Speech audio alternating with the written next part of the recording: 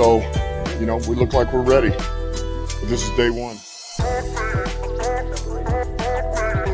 It's about the work. And I've said that from day one. It'll always be the same message. It's about work. You got to go earn your right every year. It doesn't matter what the players are, the coaches, expectations, where you were, where you're going. We got to work, man. Wants to throw it to Stewart. He caught it. He stole the first down. Oh, yes. The big man dives down to the 31-yard line. Oh, that is beautiful. Let me tell you something. I love this team now. I got goosebumps, gentlemen. I love this team. Fields looking, pressured, hit from behind, taken down. Aiden Hutchinson got him.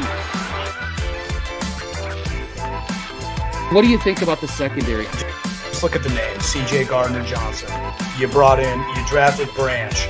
It started off with that huge hit on Beasley. We call him, bends out, there's a big hit right away. And boom! Touchdown, Detroit Lions, Amon-Ra St. Brown. Goff dropped it in the bucket that time. We're in our window now to win. Aaron Rodgers exits the NFC North as a loser.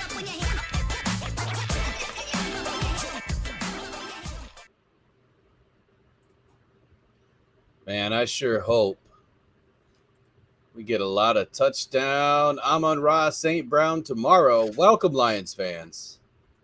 It's Off the Cuff. We're in episode 30, part 2 tonight. We are less than 24 hours away from kickoff. I can't believe it. And during the intro, when Dan Campbell says he has goosebumps, I literally have goosebumps right now. And I'm super excited for this game. This matchup is going to be unbelievable. It's getting better and better by the minute. I know there's a lot of Lions fans out there that want to see the perfect matchup with the entire KC team on the field, but we might not see that. And quite honestly, that's okay with me because I want these Lions to get a victory on Thursday night. But anyway, I digress. Welcome to Off the Cuff. It's an NFL podcast about the Detroit Lions. We are produced and presented by Rocked On Detroit Lions and Rocked On Podcast Network. Today's episode, we are going to discuss the Detroit Lions offense versus this Kansas City Chiefs defense. It's the showdown that's not in Motown, but it's on Thursday night's NFL Premier Kickoff. Tomorrow at 8:20 p.m., these Detroit Lions are running into Arrowhead Stadium, such an iconic venue, one that I wish that I could be at, but we'll be either home or at Soaring Eagle Casino checking it out. So today's episode, part 2 of this two-part series. On Sunday, we kind of broke down the KC offense and what our Detroit Lions defense could bring to the table. But we're going to do the exact opposite today. A couple of hot updates. Real hot updates. Travis Kelce hyperextended his knee. He is officially listed as questionable on the injury report as of today. Chris Jones is still a holdout. We're waiting to see if the needle gets pushed now that Bosa has signed a mega deal. Isaiah Buggs has been designated a healthy scratch. There was a lot of commotion and chaos going on when his tweets were surfacing and the Lions fans started to melt down. So far, these Detroit Lions are the healthiest they've ever been. The only person, well, I guess not the only one because we have one suspended, but the only person that is injured is Mosley. And quite honestly, we weren't expecting him to be ready or to play anyway, so the Lions are really healthy. The things that we see on the injury report are nothing more than just house cleaning for the Detroit Lions to list a few things as to why players were resting like ragdoll. But before we get rolling, please do us a favor, jump in the chat. Let us know where you're from. What state are you in? Say hi. Let us know that you're here. And start hitting us with your questions, your opinions, whatever you have to say tonight, chime in. We want to get to you and all of your questions. Andy's going to manage the chat tonight, so it'll be a lot easier. We'll give a pause about every 5-6 minutes or so and get to some of your questions. And we're looking to have a great night here. So Tons of questions came in during the last week. Again, you guys have done an excellent job, and you've really given me a lot of work, but that's okay. That's what we're here for. We're trying to put together a show that is fan-driven, so we want to hear it from you guys, and we're going to turn it into a show. If you'd like to participate, please just send us an email at info@rockedonpodcastnetwork.com. You can always DM us through all of our social links, our apps, our pages, our groups, whatever you've joined. And if you haven't joined, please visit our bio. There's plenty of links down there for you to hit and tap and get in. So let's get this show off and running. I'd like to introduce my resident co-host and DJ, Andy B. Give those Lions fans a one pride welcome, Andy.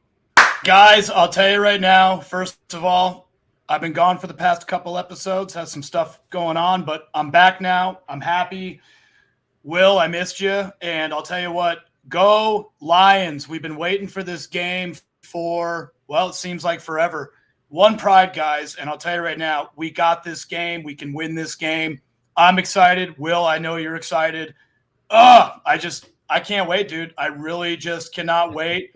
Lions, just, yes, please. Let's do this, guys. It's our year. And as the intro said, we're in our window to win. Will, let's do this tonight, brother.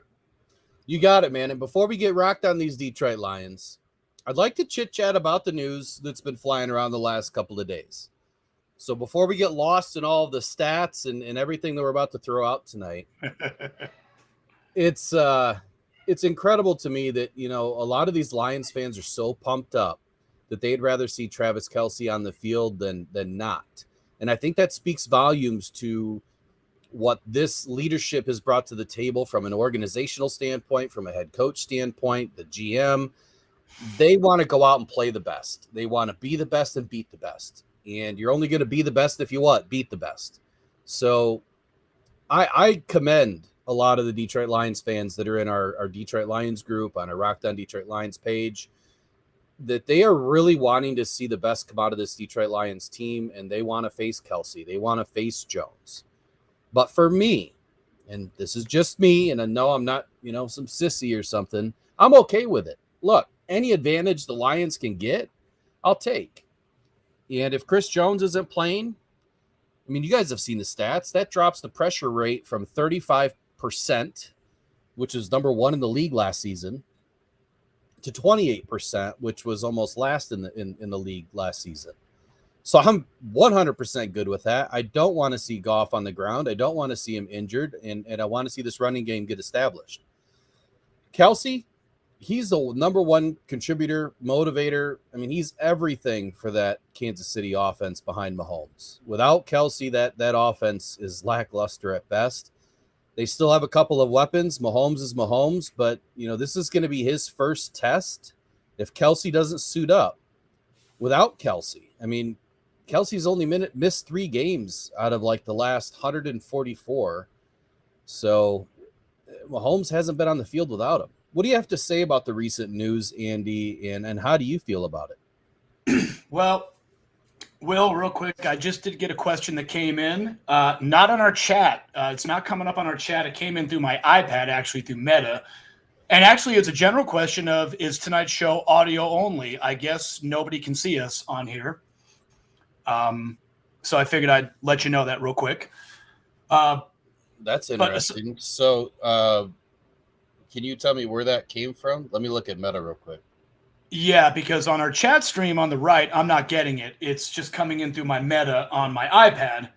So I just want to make you aware real quick. But just to keep it rolling real quick, I had a lot of thoughts about Kelce and Chris Jones not being there. First of all, if anybody didn't hear the news, Nick Bosa of the 49ers, he signed a mega deal, 5 years, $170 million with $122.5 million guaranteed. He deserves that money, but, what does that mean for Chris Jones? Well, that gave Chris Jones all the leverage now with Kansas City. Kansas City is either going to pay him, they're going to match, or they're going to pay him more. I kind of was redundant with that, but you guys know what I mean. From the game standpoint, that defense is built around Chris Jones. I really think that not having him in this game, it does give our offense a good advantage. I think our offensive line is definitely good enough regardless to keep up with that defense, even with Chris Jones there. But when you have a key player not in the mix, I think it can make it that much better for the Lions and a lot less of a workload for that offensive line. Now, Travis Kelce, on the other hand, Will, I agree. He is so dynamic as a tight end, and he is Mahomes' biggest weapon. Without him there, it could spell trouble for Mahomes because they don't have a lot of depth in wide receivers. They have decent wide receivers, but none of them are to the caliber of Kelce. Now, he did hyperextend his knee. Anybody who knows that a hyperextended knee, a lot of inflammation. They're saying it's not anything serious, but it's still a hyperextended knee. There we go, Will. I see us both now. I didn't. I don't know why it did that. That forward overlay is only supposed to be on in the very beginning, so we apologize. There's obviously a glitch with our streaming software, but hey, I think we're back. We are. Maybe they missed our beautiful faces, at least Andy's, maybe not mine so much, but thanks everyone for helping us out there. We really appreciate it. And a big thank you to Will Rock for fixing the issue for us. Thank you, Will. Yeah, I don't know if I fixed it. I just guessed, buddy. I'm just pressing buttons over here like I do on Xbox. So, all right, go for it. And you, yeah, thank you. But yeah, now Travis Kelce, personally, if I'm the head coach of, if I'm Andy Reid, they need Kelce for the season and to try to repeat. They don't need Kelce to be out there on the first game of the season playing with what is, he's saying not a bad knee. It's a hyperextended knee. He's already come out and said, I'm going to play. I want to play. That's all fine and dandy.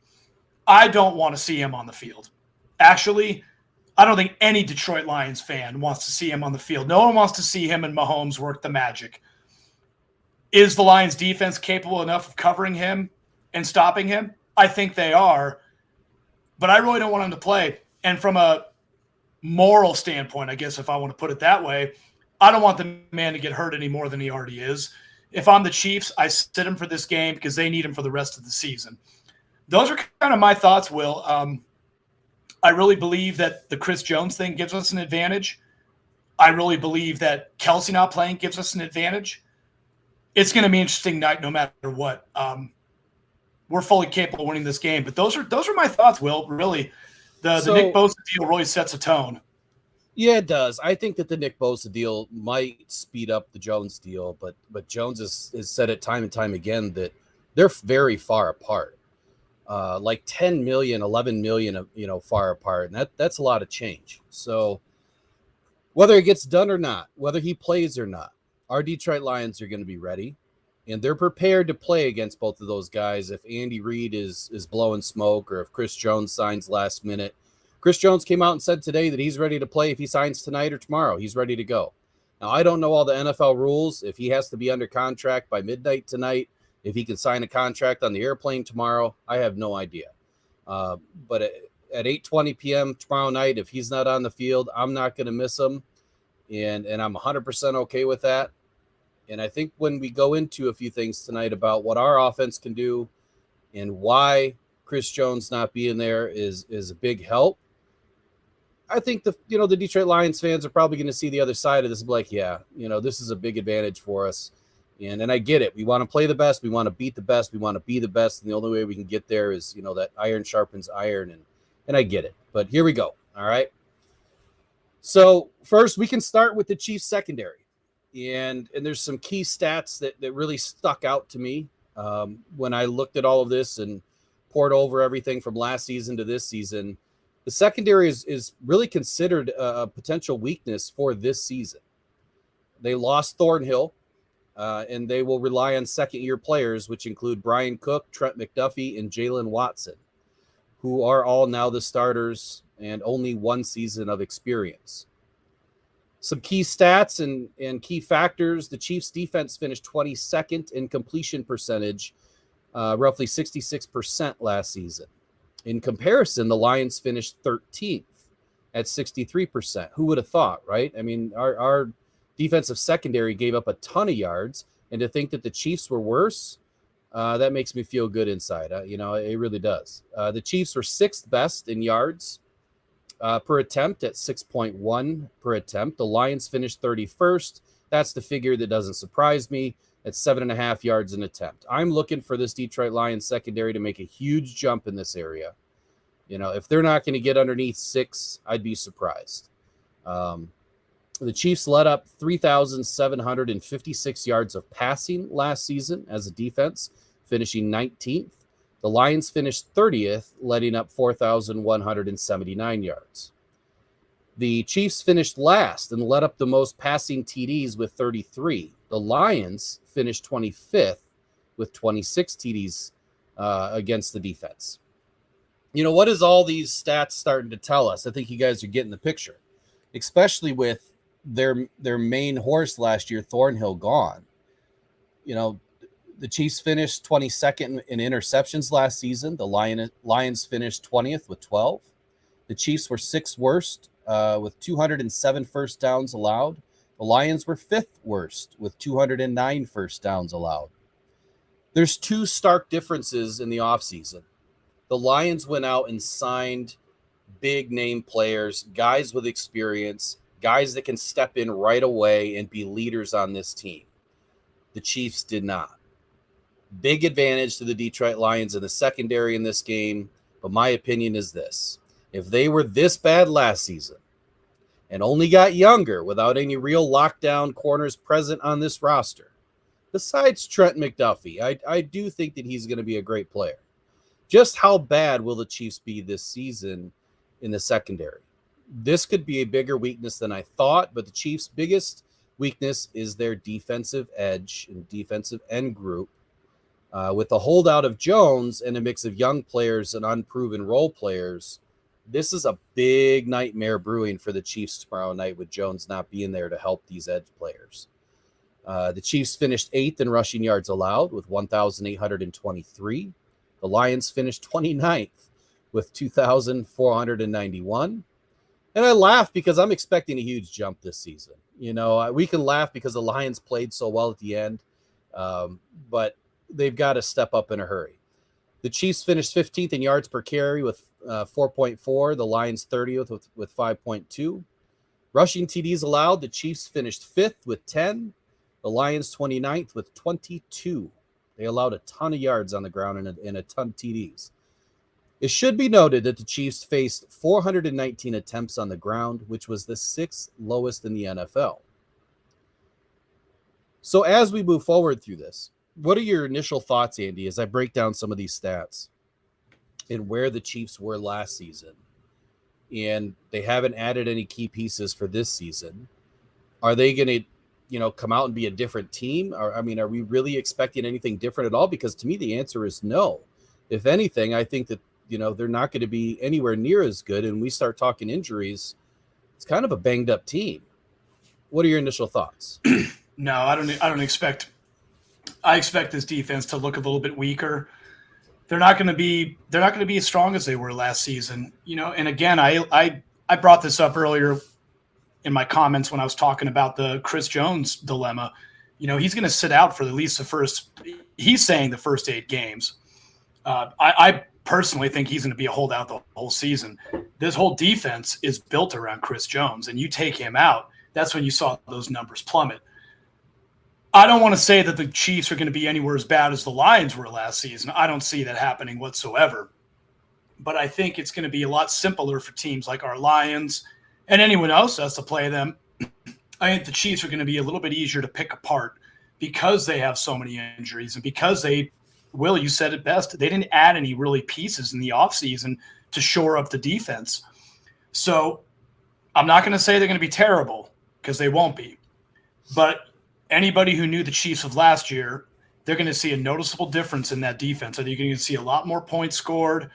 They're going to have I'm going to predict they're going to have a lot more blown coverages. This is not going to be the same defense as last year, and I think it's going to work out to our advantage tomorrow night especially. But yeah, this Chiefs defense they're definitely a different look from last year. I don't have a lot of faith in this defense. So from the big perspective, and when I look at the Chiefs of last season, they won the Super Bowl, right?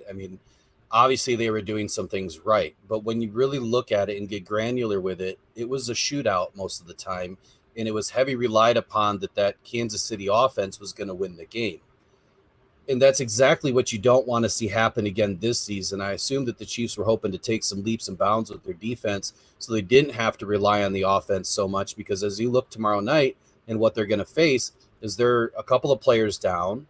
They're a major offensive, piece down in Kelsey. They're a major, component with Jones. I mean, the two biggest pieces on this team outside of Mahomes are down. And now they have to rely upon this offense to go out and shoot it out again and beat this Lions defense. And speaking of defense, so what type of defense does the Kansas City Chiefs run? They run a hybrid 4-3 defense, and they've run it since 2019. When they hired defensive coordinator Steve Spagnuolo, and I guess just like the defense for the Detroit Lions on Sunday night, the same exact thing that we discussed with the Lions and what they've changed to. But when they hired Spagnuolo, that's when they switched to this 4-3 hybrid.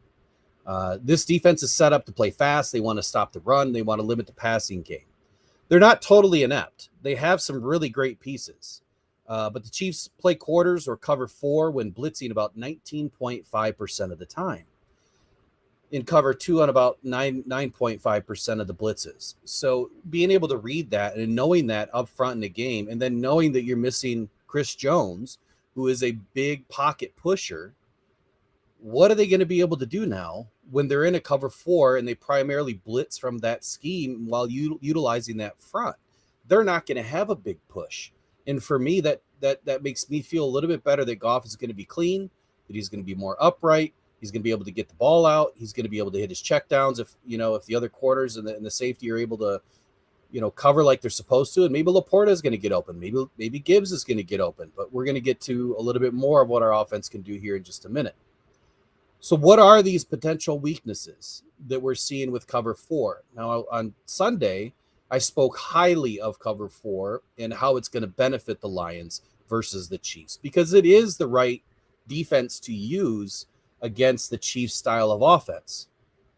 It just may not work as well against the Lions, who are healthy. And see, that's the main difference to me, is if you've got a healthy, Mahomes and Kelsey and that KC offense, it doesn't really matter what you run, you're going to struggle. But here are the biggest weaknesses that were glaring to me.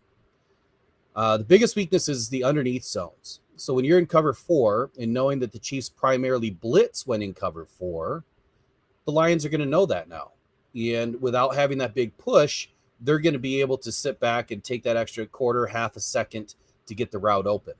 The quick outs or the mesh concepts can overload a very thin underneath coverage, which we'll get to in a second, but the Kansas City Chiefs are kind of thin in the middle, leaving it open for chunk plays and big yak opportunities, which we know Amon-Ra St. Brown is one of the best at. Play action will definitely suck up the safety. So if they're sitting in cover 4 and the play action starts to work for the Lions and that safety starts to come up and he gets sucked in, it's just going to open more opportunity for Gibbs or Laporta or, even Brock Wright when he's in to be able to catch something over the middle. But it also can leave the cornerback kind of on an island against the other two verticals. I wouldn't be surprised if we see Reynolds, Jones, or, Gibbs, if he swings out in a motion, to be able to run a vertical route and get free that way too. There's just so many opportunities that this Lions offense is going to be able to take advantage of.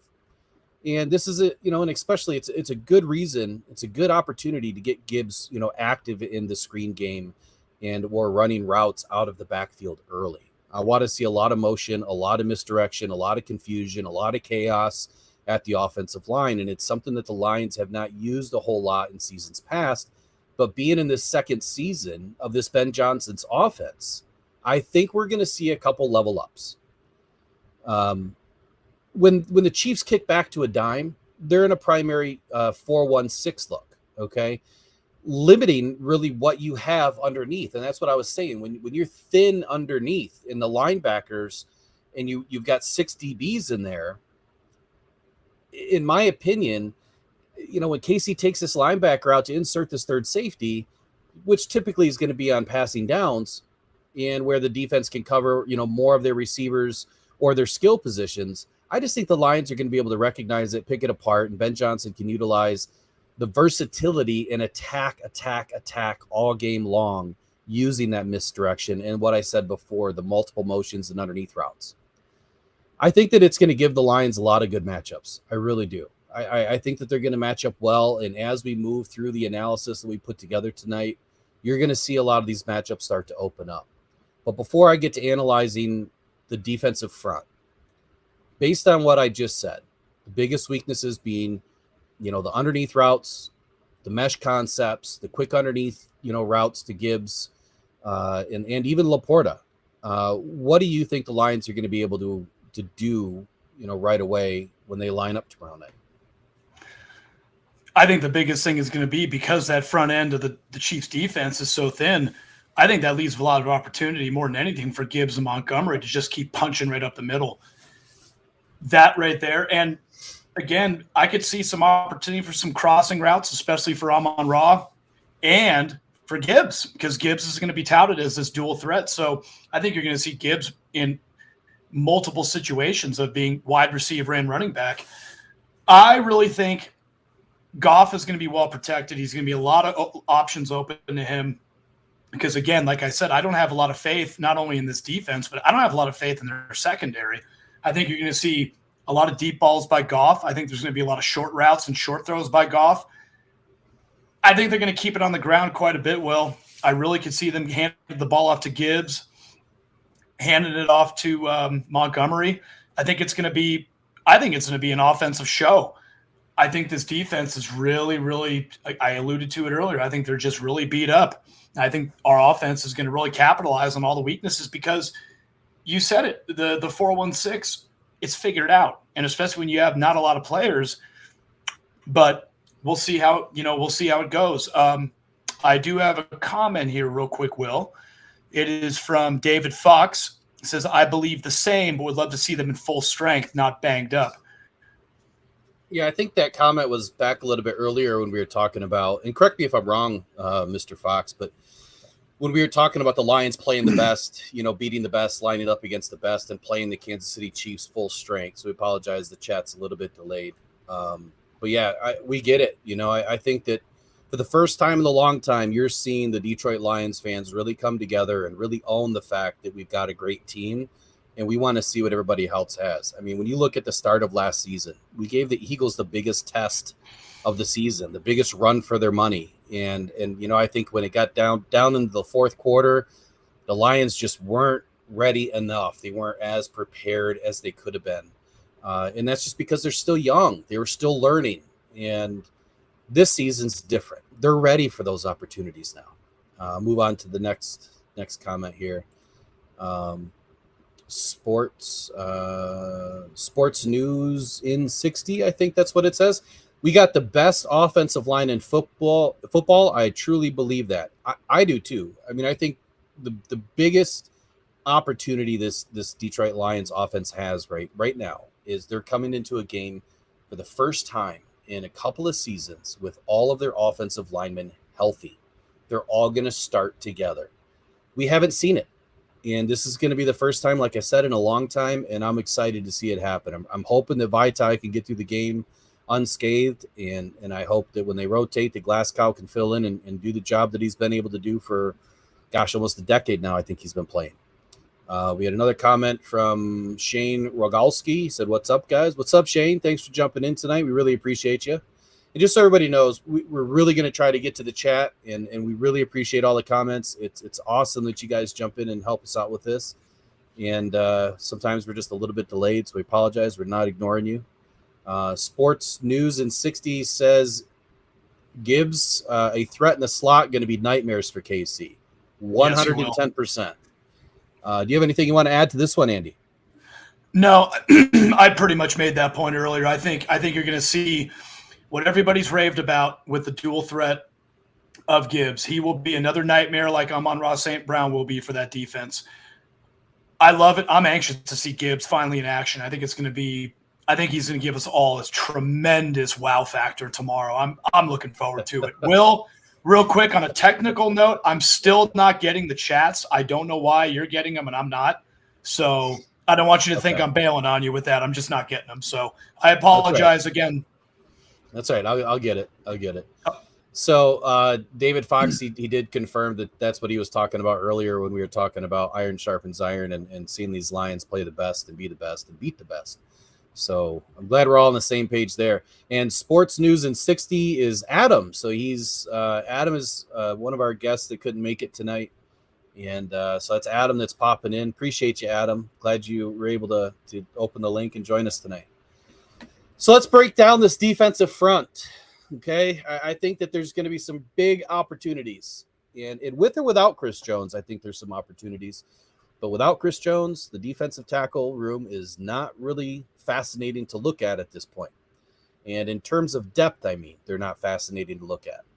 Granted, I think that the Chiefs may occasionally kick Karlaftis and Mike Dana inside if they need be, or if the game is headed that way and they need more help inside, they could probably kick them inside, but that's yet to be seen.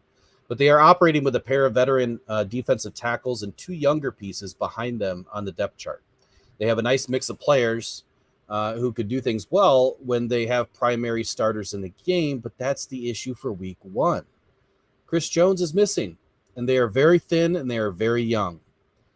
So when I look at the right defensive tackle position that used to belong to Chris Jones, and it may not belong to him tomorrow night, he is the biggest component to this defense. He's a dominant defensive tackle who PFF ranked as the best interior defender in the league last season. Jones was selected to his 4th consecutive Pro Bowl and finished 3rd in Defensive Player of the Year voting. During the 2022 regular season, he led the team with 15.5 sacks, 29 QB hits, and 17 tackles for loss. That is a giant number. 29 QB hits and 17 tackles for loss, 15.5 sacks. We saw what Hutchinson was able to do. We saw what Houston was able to do. Now take those stats and combine them and add a few more, because that's what Jones did by himself. And don't quote me on that because I can't remember their exact stats together, but you get what I'm saying. He primarily lined up on the right side, which would be Taylor Decker or Jonah Jackson's responsibility, depending on which gaps Jones was lined up over. Jones is out, and that is a big advantage to this Lions offensive line, not having to face such an elite pass rusher. Removing the best overall interior defensive nightmare is huge for this defense, or for this Detroit Lions offense. They might be able to sleep a little easier tonight, but I guarantee you these Detroit Lions are ready to go. Any comments on that, Andy? I know I'm sleeping easier tonight, Will, with that one. I'm sorry. I'm glad Chris Jones is not playing in this game, because I think he was going to be the biggest issue, maybe more so than Kelsey. I know they can go both ways. I know some people might say Kelsey's the bigger thing to not have in there. Some people might think – I personally think Chris Jones not being in this game is a huge advantage. I know some people have said they'd like to see him play because it would probably try to would try to be a big test to see what this team is made of. But you know what? Steal the win. I'm glad Chris Jones is not playing in this game. 100%. I'm very happy to see it. Shame on Kansas City for not finding a way to keep him and to get him signed. But their loss is our advantage. So 100%. I'm looking forward to not seeing him. Those are my thoughts on that, Will. All right. So to fill in for Chris Jones' absence, you're looking at Tershawn Wharton. And Wharton is entering his 4th season. So this is one of the veteran leaders on this team that's going to have more of an opportunity in this game. But he just got back onto the field 11 days ago. I didn't realize this until I dug into this the other day, that he's coming off an ACL from week 5 of last season. Now, exactly, because the Lions have gone through this now with a few players, and we know it takes 12 months to really get back from an ACL, to really be able to hit the field and feel comfortable and feel stable and back to your old self again, and sometimes longer. So, coming off an ACL, and he's just hit the field 11 days ago. He was limited in practice on Monday. He was a full go on Tuesday, which was yesterday. And he is the only other veteran defensive tackle option, that had some flashes throughout his career, but he's primarily been a rotational, piece and player for Kansas City. But that's really about it. I mean, that's all they have to back up Chris Jones right now. Like I said, he's not a year out from his ACL injury, which by all accounts requires a full year to recover, to rehab, and to feel comfortable. And he's only been on the field for 11 days and practicing this season. So, in my opinion, not only are the Lions going to benefit big time by Chris Jones being out, but I don't think they're going to have to worry about that defensive tackle position at all tomorrow night. And I think between Jonah Jackson and Taylor Decker, those two guys are going to be able to keep Goff clean all night long on the blind side. Behind Wharton. So let's say something happens to Wharton tomorrow. Okay. Behind Wharton, you have their 4th-round pick from the 2022 draft, Nick Farrell. He appeared in 9 regular season games as a rookie for the Raiders in 2022. This is so interesting to me. This is how we know they're grabbing at straws. And he spent the early weeks of training camp this season on the NFI list. He was just activated on August 9th. So not even a month ago, he was just activated. Throughout this preseason, Farrell has posted 2 tackles and has come up with 2 important 4th down stops while with the Raiders. He was then traded to the Chiefs 7 days ago on August 29th, or 6 days, whatever it was, for a 6th-round pick. So he was drafted in the 4th round. The Chiefs gave the Raiders a 6th-round pick. So they lost value on him. He's only been in the league for a year. He's only been on the field for less than a month. And this is another major piece to the Lions chessboard, that they're not going to have to worry about. So Farrell will have, 9 days with the Chiefs at kickoff. Clearly not enough time to get up to speed with the defensive scheme. And as a second-year player, he's still very raw. So like I said a minute ago, you could forget about the right defensive tackle position because unless Jones signs a contract today or tomorrow morning, that position is eliminated for this offensive line to have to worry about. What do you have to say on that, Andy? Unmute myself real quick. Sorry about that. Yeah, that's see, and that to me, you made the comment, they're just like drawing straws basically. That just kind of shows you that they don't have the depth that I think we need to worry about very much. I remember the game we played, for instance, the game we played against Jacksonville in the preseason. We lost that game pretty bad. And I cite an article that I read out of Pride of Detroit. I don't remember who wrote it, but one of the concerns is the depth of our players that good? And I know there was some concern if we did have a lot of depth. Well, I translate that into what's going on with Kansas City's defense. When they're going out there and just essentially what I consider throwing to the wind, throwing into the wind, coming back in their face of players they have to replace these key positions. It's scary for Kansas City, but good for us. Again, and this is almost comparable to when Teddy Two Gloves came on with the Lions. He had very limited time to learn the offense. This kid's coming in here 11 days to learn this defense, and he's got to fill in this potential spot of Chris Jones on the right side. I mean, this couldn't work out any more perfect for us right now. Exactly. But again, it's bad for Kansas City. So again, that's why now this is the last time I'm going to say it, I promise. But this is why I'm not worried about Kansas City's defense at all. They don't have the depth. And yeah, they don't have the depth. I think we're looking good. Well, at least the defensive front, on the right side right now is looking a little thin, right? I mean, thin to none. And nice comment here by Adam. He says he thinks that we'll only give up 0 to 1 sacks. And honestly, I would agree with that. I think that Jonah and Taylor Decker aren't going to give up a sack all game. I think if they give up a sack, it's probably going to come through the guard. I don't think it's going to come through Sewell either. But we'll get to that here in a second too. Yeah, I wasn't able to draft. Thanks, Jonathan. I wasn't able to draft because I'm doing the podcast. He said my team isn't that bad. That's funny. It's hilarious. Wait a minute. Will, did you really do auto pick on your draft? I didn't do anything, honestly. I let it go. I didn't have any time. I just figured, you know what? Whatever I get. I'll still win. I'm coming for you, Jonathan. Don't worry. All right, so let's move over to right defensive end. So lining up next to Wharton, who's going to fill in for Chris Jones, is Mike Dana or Dana. I think it's Dana. So Dana has been in the league now entering his 4th season. He averaged roughly 35% of the snaps in 2022. And he's yet another player with very limited time on the field, playing in 13 games last season. He produced 3 tackles for loss, 10 QB hits, and 5 sacks. He reminds me a bit of James Houston. And the reason why I say that is he's someone who can make plays and doesn't see the field a ton. But when he's in, he can create plays with his energy, and then everyone kind of feels it, man. He gets his motor going, and he can get going. But my thinking here is that without Chris Jones garnering a lot of that attention, Dana is now not going to be as productive because Decker and Jonah and the tight end that's going to swing over to that side can focus on limiting what Dana is going to be able to do. And it's just an offensive line scheme, whether they're shifting down to the left or they're utilizing chip blocks in the zone running scheme, which I think they're going to use quite a bit tomorrow.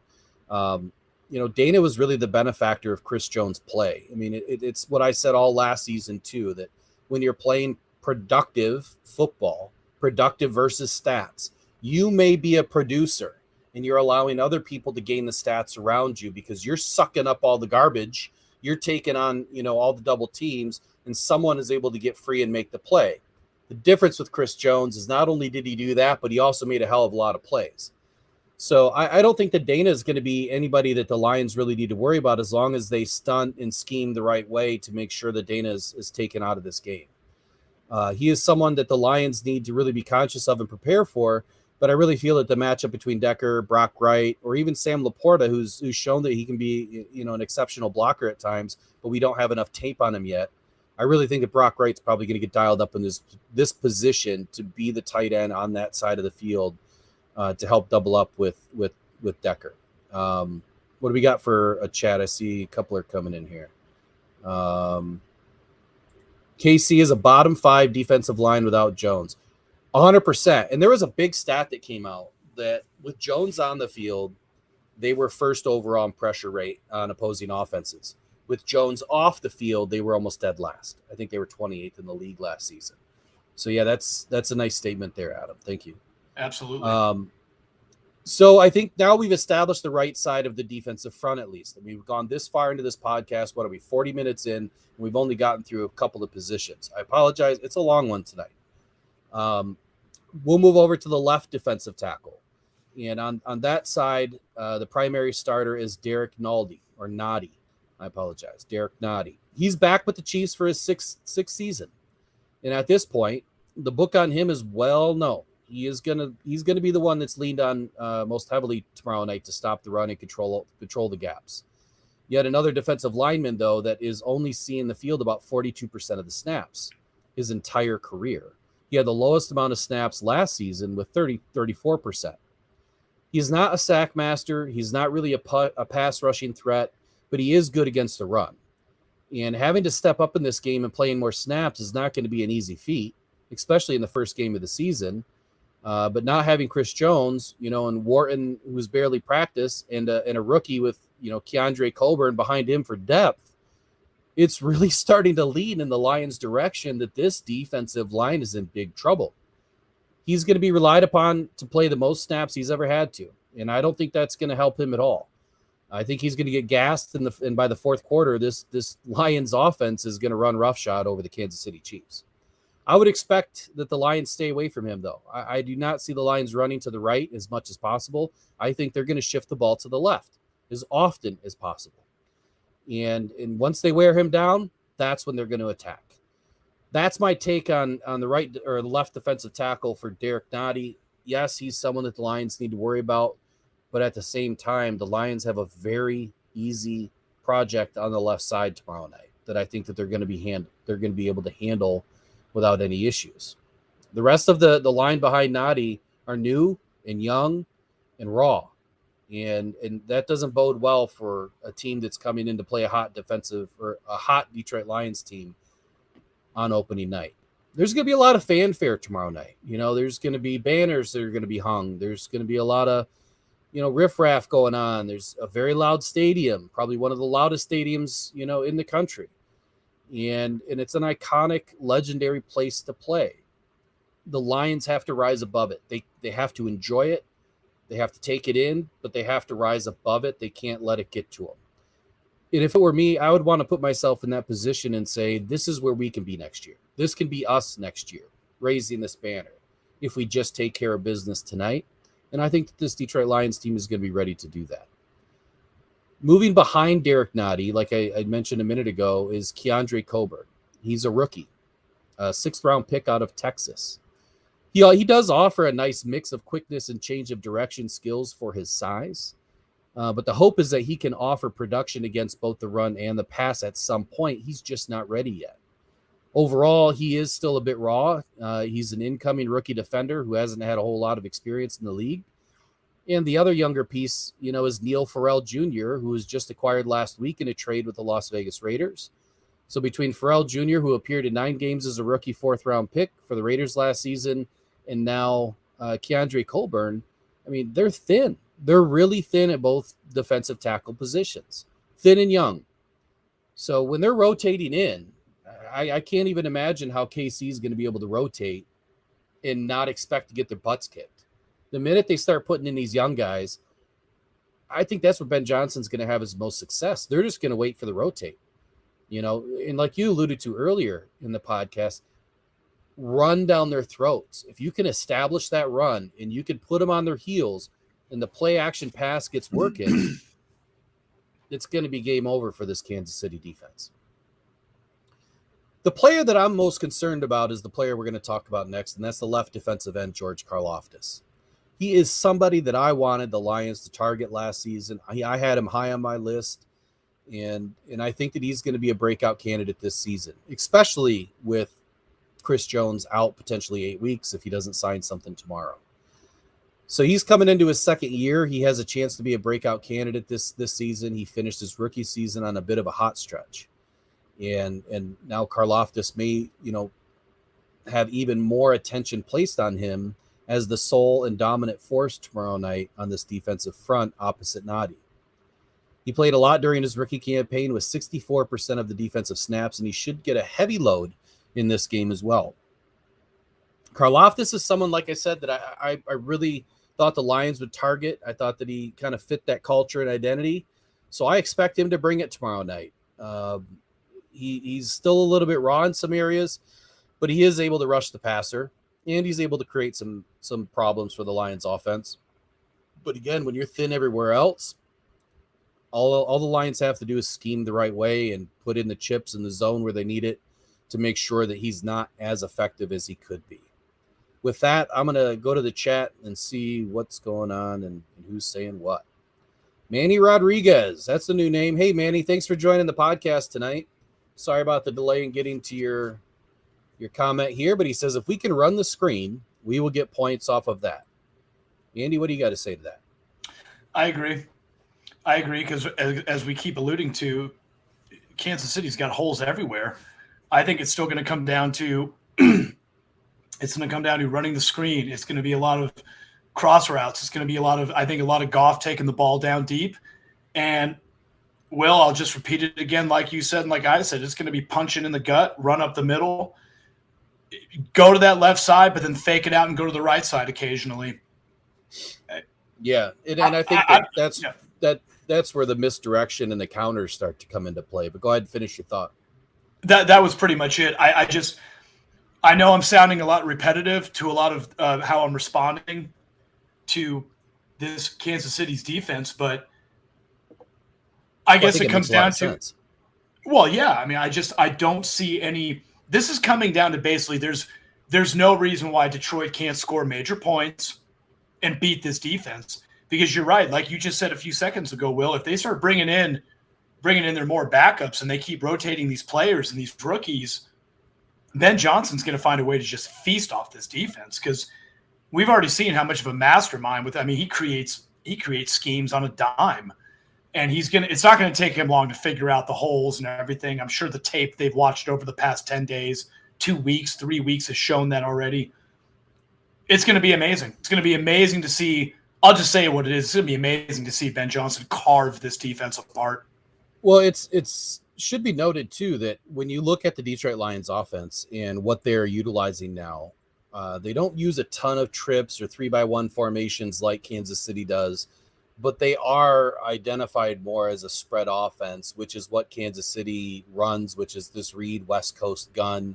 which is a heavy spread offense, 3-by-1 formations, a lot of trips. And the Lions do run a similar or variation of that.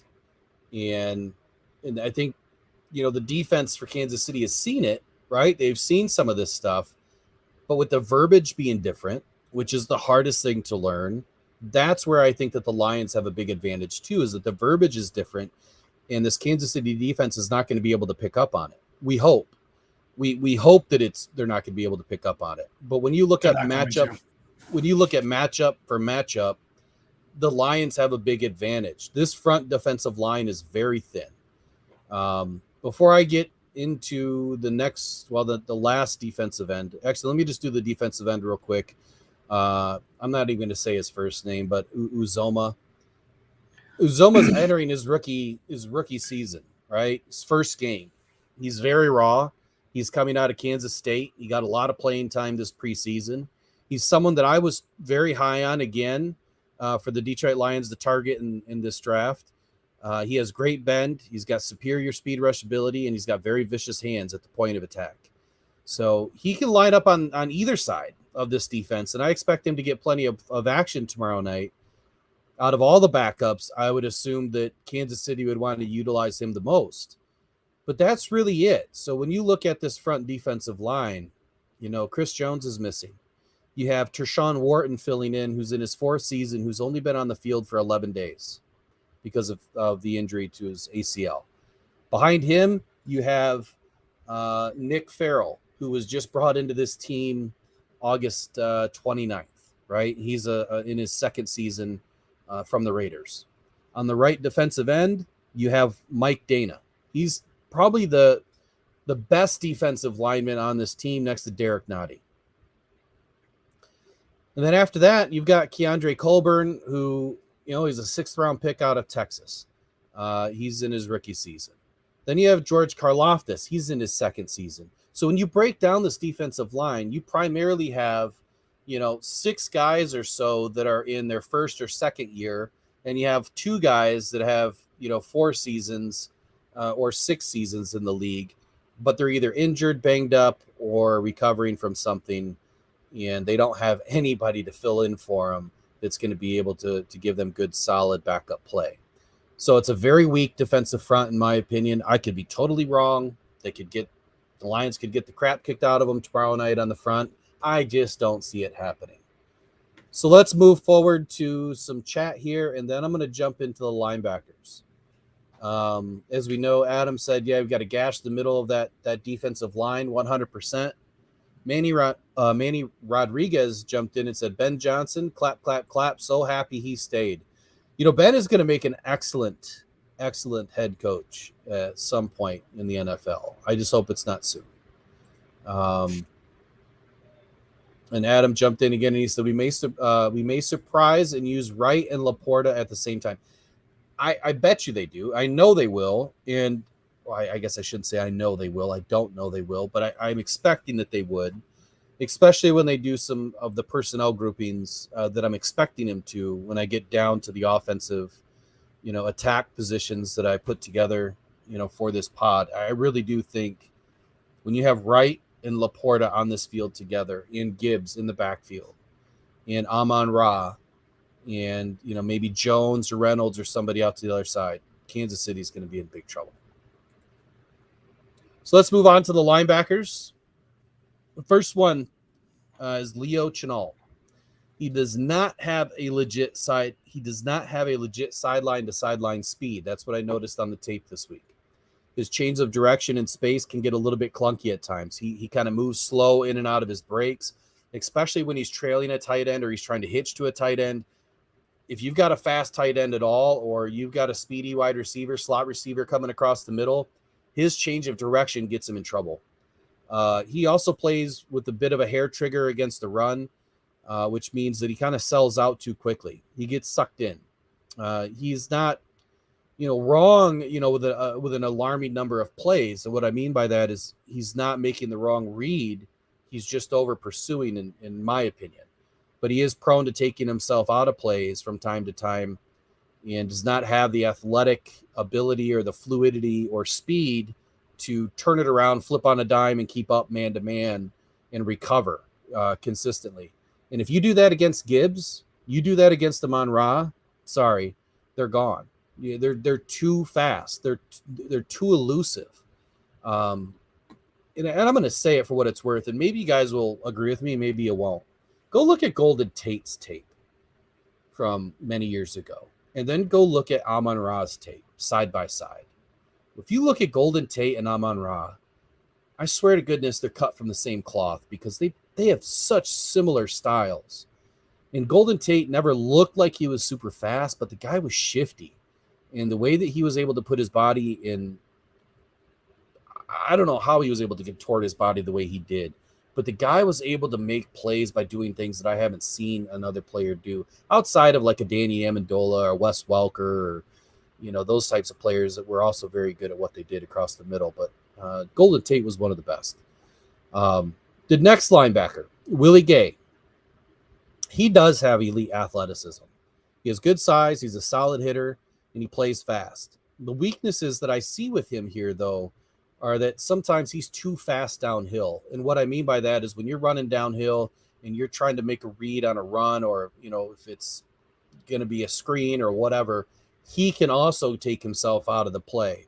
And we saw that last season, even with Aiden Hutchinson at times early in the season, that he would get sucked in too quick. He would over pursue on the edge. He would sell out his assignment on the edge, and the play would either run around him or run through, the other gap assignment that he had up the middle.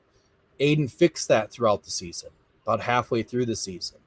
But Willie Gay does the same thing as a linebacker where he's making these reads, and sometimes he gets downhill too quick, and they're able to get around it with a screen, right? Or with a dump pass, or, even a pitch, or even running a counter play can sometimes, get him off. And his poor tackling and pad level when he's aligning to the ball carrier tends to allow, a pulling guard or, pulling tackle or a pulling tight end or the chip blocker to really get inside his space and get him off to where the running back can get around him.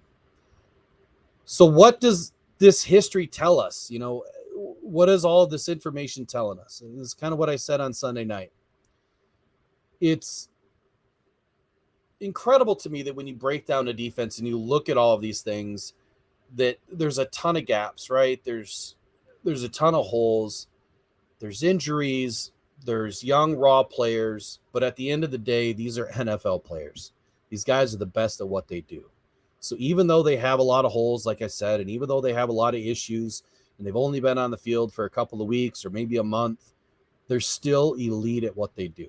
I still expect them to play a good game.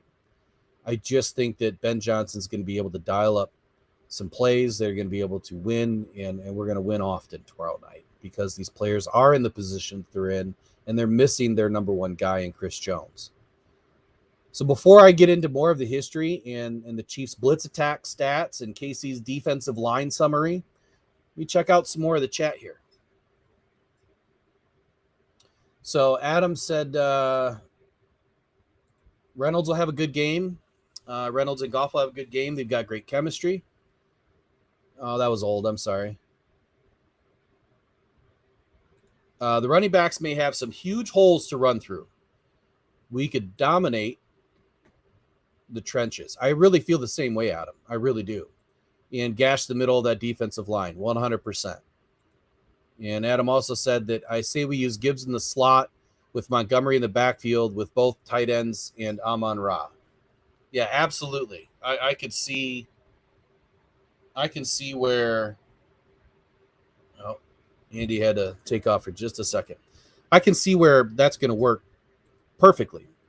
And I'll get into some of that too. I wrote a few options for this offense to see if it comes out tomorrow night. You guys can put me to the test and see if my calls are right. See if I broke it down the right way, because I'm definitely not perfect. That's for darn sure. I'm guessing, like the Kansas City Chiefs are going to be able to do tomorrow night. They're going to guess, and they're going to miss. All right, so what does it all tell us? What's this history telling us? As a defensive coordinator, Steve Spagnuolo and the Kansas City Chiefs have mostly had some slow or average starts, right? Every single season, they've had some slow or average starts in the first few games. Should that streak continue in week 1, tomorrow night, the Lions are going to feast on the Chiefs.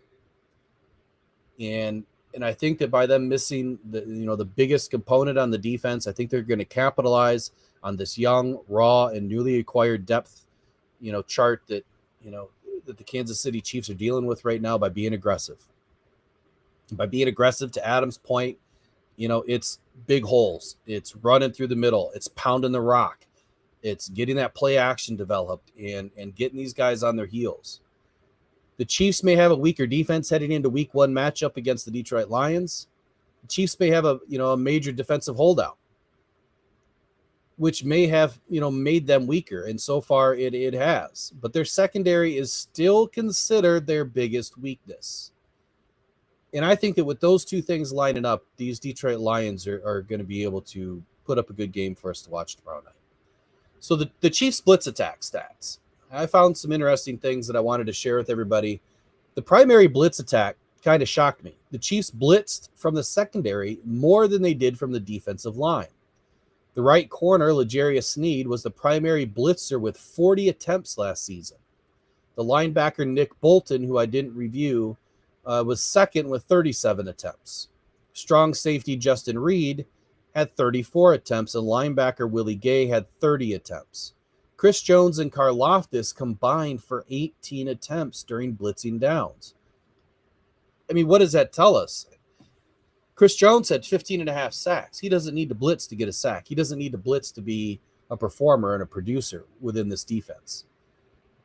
But with this unique stat line and the fact that the D-line won't have their primary run stopper and big play man in Chris Jones, the Chiefs may be reluctant to blitz much, if at all, because they're going to be too busy running around protecting and covering what the Detroit Lions are going to try to do offensively. If they do blitz the secondary, I expect the Lions to counter quickly and find Gibbs or St. Brown or even Raymond with a quick strike for a big play. So what does that tell you guys? Let us know in the chat. I mean, can you believe that they're blitzing more out of the secondary than they were the defensive line with Chris Jones? I just found this really intriguing, from a stat line. And when you analyze the defense, it just didn't make sense to me that, that's where they were blitzing from, especially being in the 4-3 hybrid, running dime 4-1-6. I mean, I guess it makes sense there because they have all of their defenders in the backfield. What does that tell you guys? Let me jump to some chat here. Jason Antis. Hey, nice to see you, Jason. You were one of our first winners of the Lions gift bag, like way back in April. Nice to see you in, buddy. Appreciate you coming in. That's right. During the draft show. Myers Farm is back. Hey, Myers Farm. Says he's late getting in.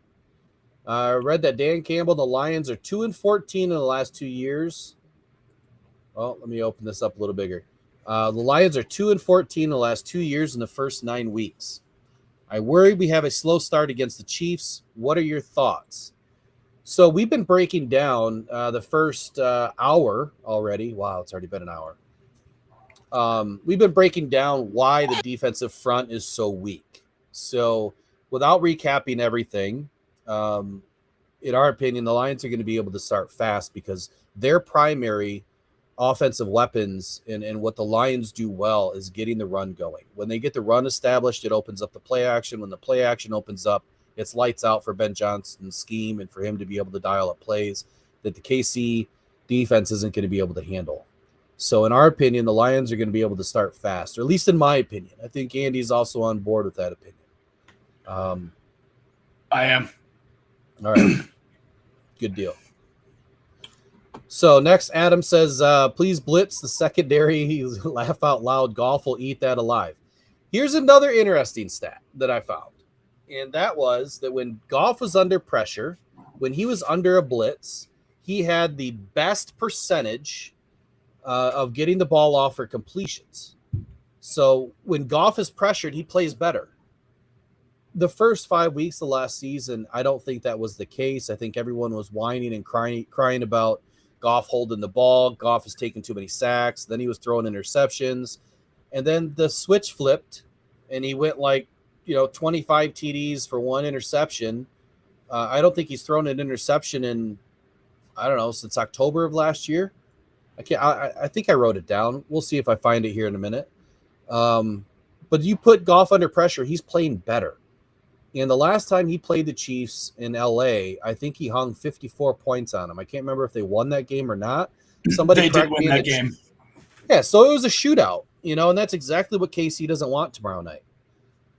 They don't want a shootout.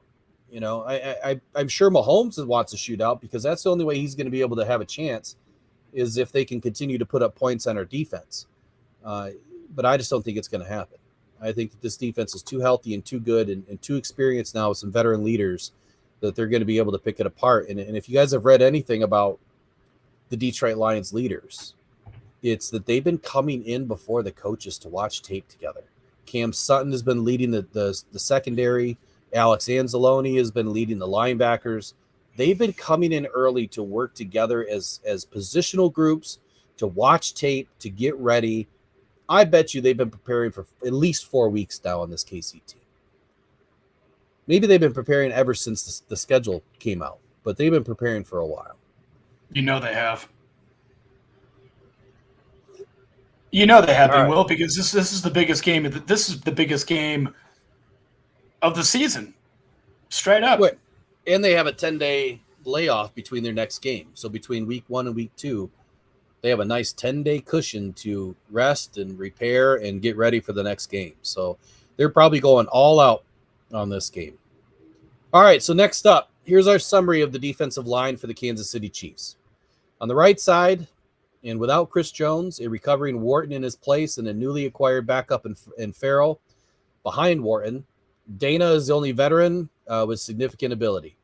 His low snap count through 3 seasons could be an issue with a heavier load on Thursday night, and the Lions can scheme against Dana and remove him from the equation. The right side of that defense is weak, in my opinion. On the left side, the Chiefs have their primary pieces with Karlaftis and Nadi, but the rotation is weak and young behind and even younger behind those two. Uzuma is the wild card here and someone that could be a problem if he gets rolling. The Lions should be scheming away from the right side of the defense most of the night. Big personnel groups. This goes back to what I was saying to Adam earlier when he was saying about putting 2 tight ends in. I'm expecting a lot of 12 personnel by the Lions with 2 tight ends and 2 wide receivers and Gibbs or Monty in the backfield. I'm expecting a heavy front, that will wear down this defense and allow the Lions to have a ton of versatility, when the Chiefs slip into 4-6. Having Gibbs as a viable passing threat in kicking out wide or even into the slot from time to time, I wouldn't be surprised if we see a few times this game with an empty set and going 0-0. An empty backfield pre-snap or even Gibbs in motion and a quick strike. I would love to see an empty set in this game. I would love to see at least once where Gibbs is lined up in the back and you've got, four wides, 2 on either side, and Gibbs motions pre-snap and leaves the backfield. I think they'll be able to strike and strike big. The overall keys to the defense's losses, this is big, I think, for the Kansas City Chiefs. They lost defensive end Frank Clark, cornerback Juan Thornhill, and now Chris Jones. Those are 3 very big pieces from last season's success, but even with them in, they were still in the middle of the pack as far as the defense last season. It's probably one of the only Super Bowl winners that I can remember in recent history that did not have a top 10 defense. The secondary is young, and without Jones to create the pressure, this secondary is in trouble. We know, and this is repeated time and time again, game in, game out. When your defensive front is able to get pressure, it quickens the time that ball has to get out, which means that the quarterbacks, the safeties, the nickel, whomever, the DBs, they don't have to be as sticky. They don't have to be out there hung out on an island by themselves. And to me, this lends to, the Detroit Lions offense being able to work at ease. There's going to be 0 pressure, in my opinion. Very little, if any. The key injuries. So, believe it or not, when the injury report came out, cornerback Ladarius Sneed, who's their primary cornerback, has a banged-up knee. One play could put Sneed on the bench. He's been struggling with it throughout camp. This is something to watch for. If I were Ben Johnson, and I'm not saying I want to hurt anybody, I'm not saying that it's right, but I would be dialing up plays to make Snead kind of run around and do circles. You know what I mean? Like he plant, move, get that knee under some pressure, build up some inflammation, and before long, he's not going to be able to run. But that's, you can use that as a tactic. You're not really trying to hurt anybody. So with that little scenario and that little summary, tell us in the comments here, what do you think? We've got a very weak defensive front that is going to have to line up against one of the best offensive lines in the entire NFL. And I really think the Lions are going to be able to pick them apart, both through the passing game and the running game. But now we're going to get into some of the Lions' offensive strengths, their weapons, and their matchups. But before we do, Andy, I'm going to let you take it for just a moment. I'm going to take about a 30-second break, and I'll be right back. So if you want to, I don't know if you can see the chat, but go ahead and just take it for just a moment. I cannot see the chat. Well, so I'm just going to go on and say, everybody, thanks again for watching us tonight. If you haven't already, please go to all our link trees. Go ahead and like and subscribe and check our pages out. Tell your family, tell your friends. Will and I, we work on this for free. We're trying to build this thing up to be something special, and we appreciate everybody here for joining us on what is our pre-show for what I'm considering, what I think Will and a lot of other fans are considering the biggest game I've ever actually going to witness as a Lions fan. The only game I can think of that I can remember got me this much excitement, we'd have to go back to 1991 when we won our last playoff game. But that being said, I'd like to just give my quick opinion, my quick take on what Will was saying about their defense versus our offense. I expect to see actually a couple times of running an empty set. Get Gibbs out there, get him on a quick right or a quick left, past the right or the left side of that defense, and quick little shots, quick little bombs from Goffrey to Gibbs.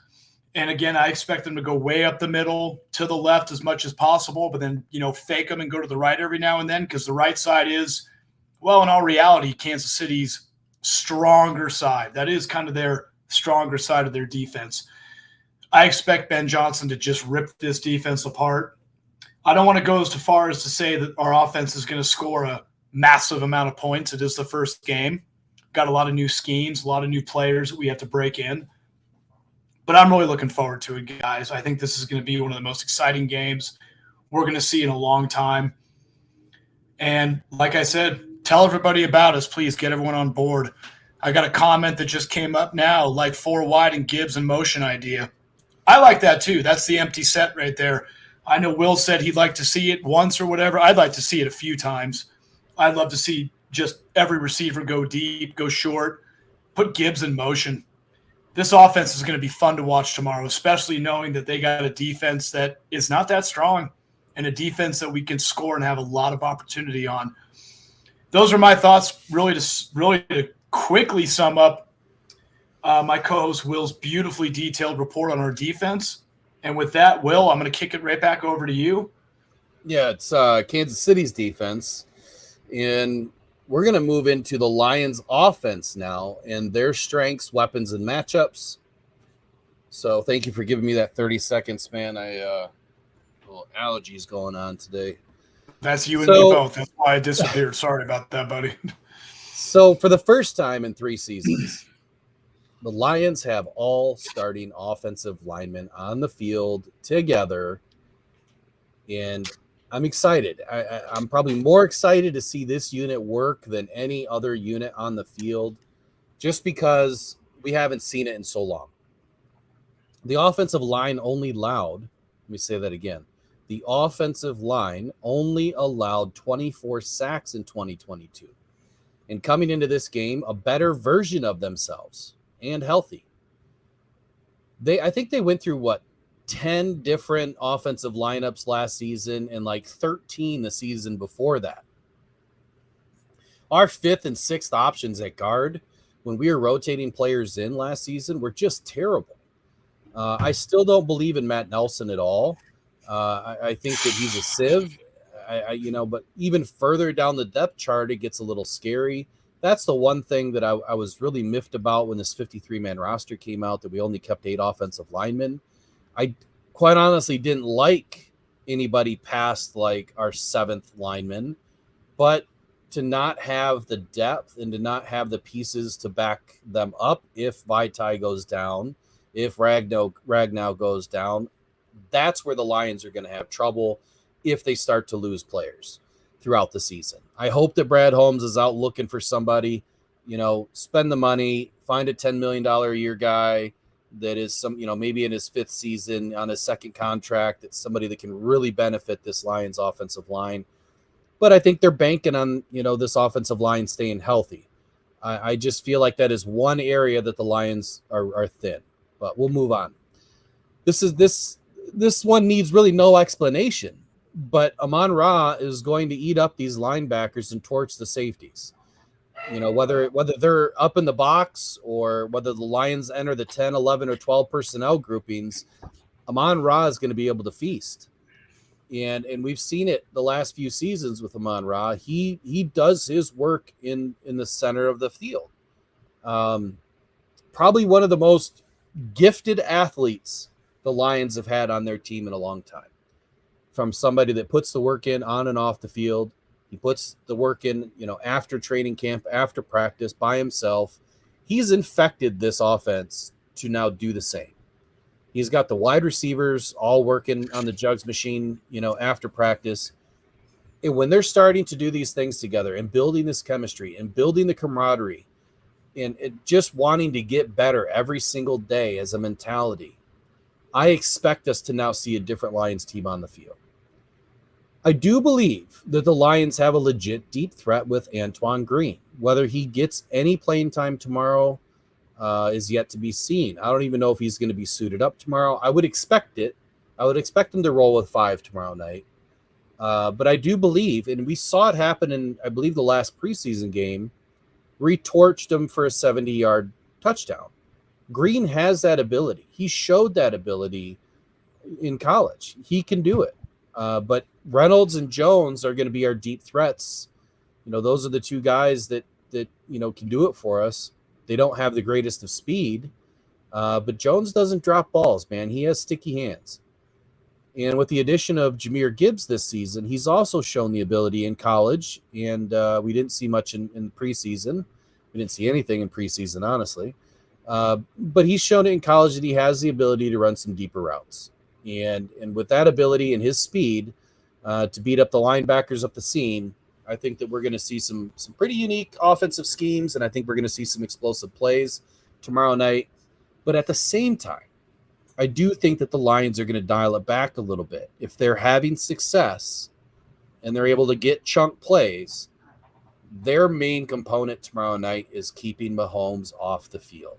And I think that they do that by running more of the 2 tight end sets, 2 wide receivers, and a running back, and getting those chunk plays, 5, 6 at a time, 7, 8 at a time, getting multiple first downs every single series so that they can turn it into a 8, 9, 10, 11 play drive, taking 5, 6 minutes off the clock, keeping Mahomes' ass on the bench where he belongs so he can't come in and do Mahomes things. I expect the Lions to have the ability to break a few big plays, like I said earlier, but I also believe that this is a game where the Lions are going to eat the clock, which is what I just said. Sam Laporta and Gibbs on Leo Chenal. I think this is a very intriguing matchup to me. I didn't review Leo Chenal a whole lot earlier, but he is a second-year linebacker with elite jump-off-the-page measurables, right? He did it in the combine. His agility scores were off the charts. But he has a history, like I alluded to earlier, of running himself out of the play with poor redirection speed. I feel that this matchup with the Lions is going to be one that Ben Johnson is going to want to exploit. Gibbs is fast. He's shifty. He's elusive, right? If he's lined up with Chenal, I expect the Lions to go to Gibbs more often than not. I'm expecting Gibbs to have some receiving yards tomorrow night, maybe more than rushing yards. We'll get to that last. So look for Sam Laporta and Gibbs to eat up Chenal tomorrow night. I really think with that side of the defense that is already weak, that if they get an opportunity to exploit that matchup, that they're going to do just that. The same can be said for Willie Gay. When the Chiefs are in a zone defense, and Laporta or Gibbs can line up on Willie Gay and get him to bite down on the play action, where he's oftentimes, rushing the defensive line, thinking it's a run, taking himself out of the play that way. Remember what I said earlier. He's not often wrong on what he reads. He just takes too many steps forward, and next thing you know, Gibbs will get behind him. So if he bites down hard on that play action, springing for a big gain in the short passing game, I think is where Ben Johnson is going to see some success tomorrow night. Monty is our power back. He runs with great patience and vision.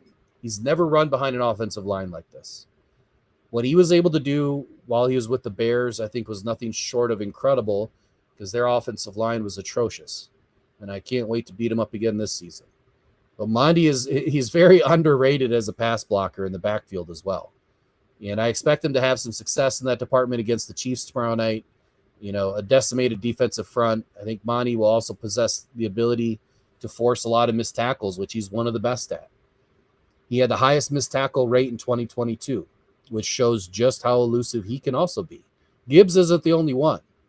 There's a lot to look forward to with Montgomery, and I hope it gets on display tomorrow night. But as long as the Lions target that left side of the defense, which is very thin and very weak, Monty will have a solid day for us tomorrow night. If you're not putting Monty or Gibbs in your fantasy leagues, now look, I'm not a fantasy guru, but I expect them to eat tomorrow night. One of them's going to eat, for sure. Gibbs is going to exploit everyone, quite honestly. I think his versatility and unique lineups that Ben Johnson's going to have him in are going to go for chunk plays, and I think he's going to take a chunk play and turn it into a big play. I feel like the outside zone will work well against this weak defensive front, and I think it'll allow Gibbs to have more opportunity as a pass catcher in play action. Those are the matchups that I see. Those are the weapons that I see being utilized tomorrow night with the Detroit Lions. And next, we're going to get to our weekly mailbag. Again, you guys have done an excellent job at sending in the questions. Yes, thank you. I can't even get to them all. There's so many that are flying in. So please send them through info@rockdownpodcastnetwork.com's email. You can also send them to us right here in the chat. We'll try to read them, live while we're doing the show. You can send them to us, in the DMs. You can send them to us, on the socials. But wherever you like to send them, please do. We'd like to take your questions and make it part of this podcast. This is a fan interactive podcast. We want it to be about the Lions fans, and we're really excited and happy that you guys are coming along for this epic ride this season. Adam, thank you so much, man. I really appreciate that. Sometimes these shows really drag on. They're really long. The edited versions, I take about 30% of it out. So the edited versions are now on Spotify. Most of them are edited. It's taken some time. Myers Farm has a great question. He says, what do you guys think, or who do we think we're going to be returning kicks and punts tomorrow? I quite honestly don't know. We've seen too many players, too many options during the preseason. Khalif Raymond, I believe he was our primary punt returner last season. Who knows? I really don't know. I wish I could answer that. Who do you think is going to be the primary punt and kick returner tomorrow? It's all a mystery to me at this point. Yeah. Until we get some answers from you guys, I want to move forward with the weekly mailbag. Question number 1. How important is the Lions running game against the Chiefs?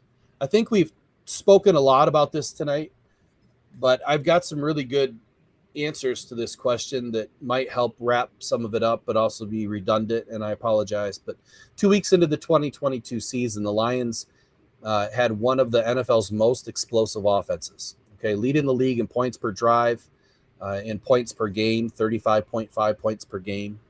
In the age of analytics and airing it out, the Detroit Lions head coach Dan Campbell and his old school approach and commitment to the running game was the big difference last season. The Lions are making life very miserable for defenses.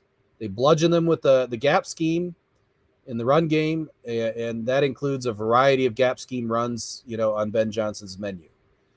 The gap scheme rushing attacks are physical runs with down blocks and pulling offensive linemen. Many teams have traps and whams in their playbook, right? They're not utilized a whole lot. But for whatever reason, the Lions utilize them very often, and they're some of their base run plays. So on the second snap of the season, last season, they hit an influence wham that went for 50-yard gain. That's what makes this Ben Johnson-led offense different. That's why with a weak KC defensive front, I feel like the Lions are going to eat tomorrow night. So establishing a strong running game against the Chiefs defense is a must for the Lions offense to get going tomorrow. They should emphasize a balanced offensive approach and keep the defense honest at times, right? They can't just run and expect it to work. They've got to mix it up. The Lions possess a 1-2 punch with Monty and Gibbs that I think potentially could be an elite duo for the season if they both stay healthy. Both have speed, both are elusive, both have power, but Monty is the better one to carry the brunt of the touches, and especially on short downs. Until Gibbs shows us something different, because we have zero tape really on Gibbs right now at this level. Gibbs is a 3-down back, though. I'm 100% confident he can play on all 3 downs. But I think he's going to primarily shoulder the load on 3rd down, and he's going to be a flexible option on all the other downs. I think that he's going to be, as elusive as they come in this league with blistering speed and being able to punch a hole and be a yak monster in the passing game. What makes this offense unique is Gibbs can run a large amount of routes. He has a large route tree, bigger than I've seen for most running backs in the past. He's also has the ability to burst through a hole, and we know by this offensive line's ability, creating holes isn't going to be a problem tomorrow night.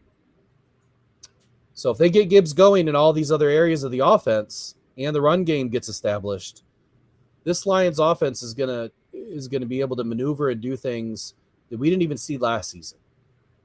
The run game is what will set up the play action, utilizing a mix of inside and outside runs, screens, which everyone has been saying in the chat tonight, and play action is going to open up a lot of running lanes for the Detroit Lions, keeping the Chiefs defense guessing, and that's exactly what we want. There's really no correlation between giving the running backs a lot of carries early in the game and winning the game. This was something that I kind of found this stat interesting. I don't even know where I found it, but the more I started reading, I just got really into it and I kept going. So the perception of a team's ability or willingness to run and enhance their ability to run play action passes. Let me repeat that. There is no correlation between giving running backs a lot of carries early in the game and winning the game. Basically what it means is just because you run a lot doesn't mean you're going to win a lot. The perception of a team's ability or willingness to run can enhance their ability to run the play action passes. However, running a play action pass on the first play of the game can also be just as effective as spending 20 plays just establishing the run. Essentially what it means is don't be surprised if they start with a play action pass as opposed to running, 10, 15 times and then starting the play action pass. I do like the 21, the 12, and the 13 personnel formations for this game. I think that those are going to be the primary formations that the Lions run, and I think they're going to run them off often. So the first question, Andy, is how important is the Lions running game against the Chiefs? What is your stance? Well, I think considering, and I have alluded this, actually, first things first, I just did a little research. Myers Farm, I just looked up something to answer your question about the kicks and the punts, and as of just a couple days ago, the Lions coaching staff made it clear that they are not going to name who's going to be returning kicks and punts yet before the Chiefs game. So your guess and your question is just as good as ours. That's a mystery. But back to your question, I think this running game is going to be the most important part of this offense tomorrow. I think really it's going to come between Gibbs and Montgomery. I think I said this a few shows ago. I think Montgomery is going to be the primary one to kick in the 3rd down, 2nd down, short yardage situations for conversions to first downs. And I think Gibbs is going to be the elusive dual threat running back. Personally, I think we got the best duo of running backs, top 10 in the game right now, if it all goes well. I know I'm very bold with a lot of my predictions, 14-3, but I'm just saying that's what I see. That's what I see as the most important thing. And I think when Montgomery and Gibbs and Goff especially find each other, they're going to be even more elusive. that's what I see as the most that's the most powerful part of this running game that we have. It's just you're right. The one thing you made a very, very good point to, Will, Montgomery did what he did with no offensive line. I can think of another running back we had a long time ago who did the same thing. Barry had to do the same thing. Not making a comparison, Montgomery and Sanders. I'm just saying that when a running back has a capability of doing the good that he did with no offensive line, I can't imagine with the offensive line we have that Montgomery is going to just blow the whole thing up too. So that's something I'm looking forward to the most, Will, and I think that's a very important part of this offense.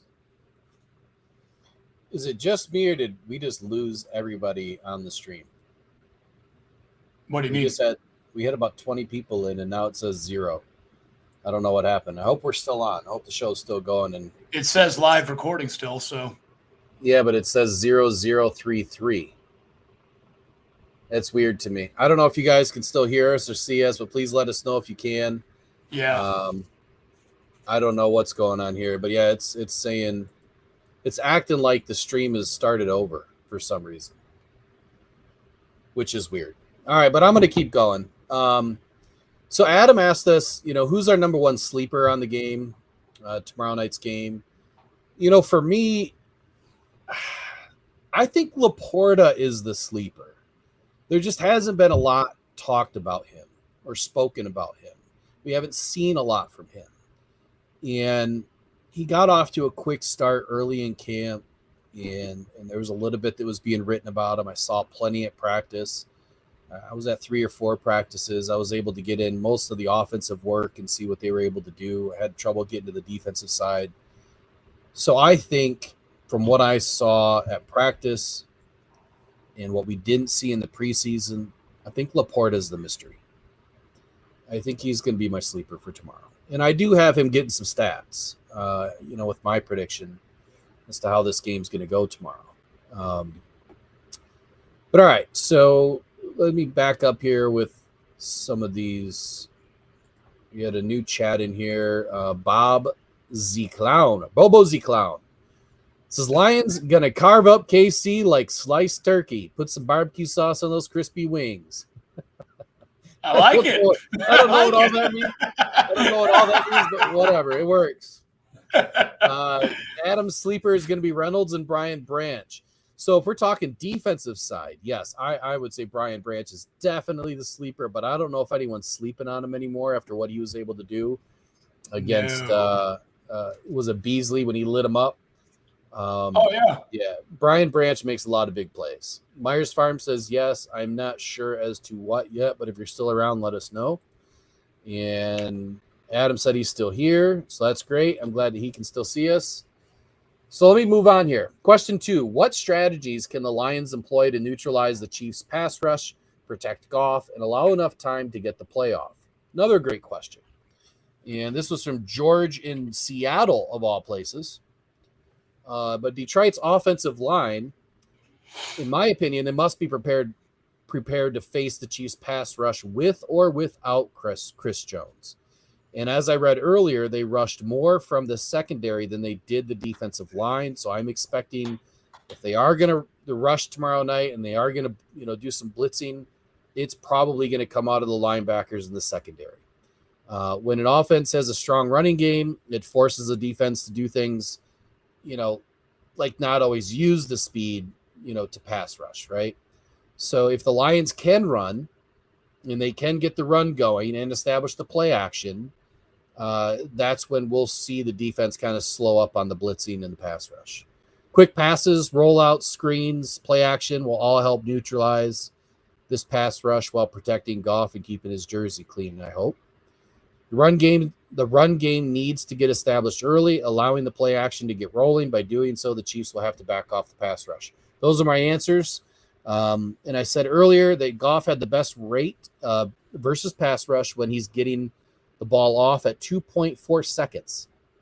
So when Goff is under pressure, he was getting the ball off at 2.4 seconds or less with 20 TDs and 1 interception. So go ahead, put pressure on Goff. See what happens. If last year's stat is anything to prove what he can do this season, that's it. All right. Yeah, we got Adam in here still. He says Khalif deep on play action. Yeah, I like Khalif. I'm glad that the Lions locked him up for a couple of more seasons. He's somebody that has always been, dependable for the Lions. And no matter what type of game it was, he always seemed to come up with a big play. Do you have an answer or a statement or anything to, any strategies that the Lions can employ to neutralize the pass rush, Andy? No, not at all. Like you said, with Goff's numbers of, like 2.4 seconds in the pocket, he's able to get the ball away anyway. And I just keep going back to Kansas City's defense. I just don't see it being much of a threat anyway for our offensive line. And especially if we stay away from the right side, which is really our only big concern, and we stay to the left, and then we kind of sneak a play in there in the right occasionally. I think as long as our line keeps up with their assignments and they keep that front of Kansas City's defense, which is not very deep whatsoever, they keep them back. Honestly, I don't plan on seeing very many times of Goff getting rushed. I mean, maybe just a few or a handful, but our offensive line is way, way capable of keeping this defense back. I don't see a pass rush for Kansas City being much of a threat whatsoever. Well, it looks like we're still live on Facebook, so that's good. It looks like there's a few people in, so for whatever reason, the streaming software is terrible. I'm going to have to reach out to them and figure out why there's so many errors and glitches. But thank you guys for sticking around. We really appreciate it. So I'm going to get to the third question that came in, and that is, how can the Lions be effective in the passing game? And are there any specific mismatches to help create the big plays in the passing game? This is a wonderful question. And Tom, let me get my piece of paper here. This is Tom from Michigan. And it's a great question. Like any team, Tom, the Lions will look for these mismatches in one-on-one coverage situations. Utilizing the wide receivers and the tight ends in various formations and route combinations can create opportunities for the big plays, down the field. Not having that burner to take off the top is what the Lions are really missing in this matchup. With Jameson Williams being that guy and being suspended, who are they going to look to? I think that leaves Gibbs to have more of an opportunity, whether he's coming out of the backfield or lining up in the slot or motioning out wide. Or running routes out of the backfield, like I said. I think that leaves a big opportunity for the Lions to keep the Chiefs' defense guessing. The Chiefs' number one corner, Ladarius Sneed, is questionable at the time of this podcast. If he is unable to go, the Lions have a big opportunity here. I know that he's dealing with this knee thing. He's probably going to suit up. But with Sneed in the game and his versatility to play inside and outside, he may be matched up with St. Brown. This puts the Lions at a disadvantage if Brown cannot get going, which I don't think is going to be a problem. The other DB to worry about is Trent McDuffie. He is someone that, again, I said earlier, I wanted the Lions to target in the draft last season. I feel like he's poised to make a big leap and have a breakout season, especially with more of the pressure leaning on him and Sneed to step up in a big way. But he's going to be another key matchup for the Lions to take advantage of, especially on deeper routes. Look, there's a lot of opportunity. The Lions have a very unique offense, and it's one that is slowing down for Ben Johnson. It's one that is now in its second season for Ben Johnson and the rest of this offense that is largely returned from last season. They're all in it together for 2 seasons now, which they're going to be able to make leaps and bounds over what they did last season. They're going to be able to play faster because they understand the concepts better. So with McDuffie, look, I think on the deeper routes with the Lions, running the 10, the 11, the 12, and even 13 personnel formations, I think that the Lions are going to have success no matter where they're lined up. Can you imagine the Lions lining up in a 10 or 11 personnel, though, and giving Gibbs, like I said earlier, shooting out wide and, emptying the set, if you will, or going into 0-0 and emptying the set, or emptying the backfield? I think that if they do that tomorrow night, someone's going to go for a big play. And I don't think the defense is going to be able to stop it. They're too thin. They're going to get zero pressure, and their linebackers are not strong enough to pick up the tight ends. And the minute Gibbs or Amon-Ra is able to identify a weakness, it's curtains, in my opinion. So we just had another message that came in here. Andy, do you have anything to add to that? No, like I said, I think as long as that's why I expect Goff to go for a lot of short throws, a lot of screen type routes, a lot of cross routes, because that defense just don't have the capability of reading what Ben Johnson's going to put together. And I think it's going to be, I did say before that I think Goff is going to try to throw some bombs here and there, but I think a lot of Goff's throwing and a lot of the receptions from Gibbs or from Amon-Ra or even Montgomery might get thrown in the mix every now and then. It's going to come from short yardage. This offense is just going to rip this defense apart tomorrow. I don't see any reason why. And that's why I went back and I said I don't see any issue with the pass rush. I think the offensive line is going to eat up that front end of the defense. I don't see any reason. I think they'll make adjustments because it's going to be adjustment upon scenario. And I think Ben Johnson's going to feast off the fact that this defense can't get anything done. They're not going to be able to rush. If I were to make a guess, maybe Goff gets sacked once. But I'm just saying that's a testament to the fact that defense is weak all the way around for every element of our offense. Yeah, and Adam said that earlier too, that he expects the Detroit Lions offense to only surrender 0 to 1 sacks. And I'm on that train too. I think that absolutely having a fully healthy offensive line is going to be something to watch tomorrow night. I really do. So question 4 came in from Jesse in Ohio. What adjustments should the Lions make during the game to adapt to the Chiefs' defensive strategies? I think that it's critical for any team to make adjustments. And oftentimes what we've seen out of the Detroit Lions in several seasons past is they don't make adjustments. They might make adjustments at the half, but making those in-game, first quarter, second quarter adjustments just hasn't been the norm. And I don't know why. I know they walk into a game with like 12 to 20 plays. It's literally a script that they're going to try to run these plays, and that's what they're going to stick to and try to identify themselves. And when it's not working, you just don't see them abandon it as quickly as they should. And coaches like Bill Belichick, Andy Reid, and others, they will abandon and they will pivot. So the in-game adjustments tomorrow are going to be critical. The Lions should have a flexible game plan and be ready to adapt to the evolving circumstances of the game. This includes adjusting to the defensive coverages, play calling on offense, and making personnel changes as needed to exploit the weaknesses and or counter the Chiefs' adjustments. I expect Ben Johnson has been working on this game plan for several weeks at this point, and at least installing the playbook for this game and this game only at the beginning of camp. I'm sure that they didn't, well, maybe they did, but my guess would be that they probably have been speaking about this game and implementing little by little every single practice, every single day since camp started. The 5th question is, how important is ball control, minimizing turnovers and time of possession for the Lions in their game plan against the Chiefs? Andy, do you want to take this one? Absolutely. So, ball control and minimizing turnovers, they're important with any game, anytime, especially against a fast-paced and high-scoring team like Kansas City. They got to prioritize protecting the ball. We have to understand they do have a new running back in Jahmyr Gibbs. We hope he doesn't have an issue with ball control, but this will be his first bright light type of game. You got to be an emphasis on secure ball handling, maintaining possession, and you got to limit the Chiefs' offensive opportunities and keeping the drive alive. Anytime you keep the ball in Mahomes' hands, it's gold. You got to keep the ball in Mahomes' hands because we know what he's capable of doing if he does have the ball. Travis Kelce there or not, he always makes big plays, and they always happen. The Lions, they cannot go 3 and out. They have to focus on the sticks and worry about first downs as opposed to big plays.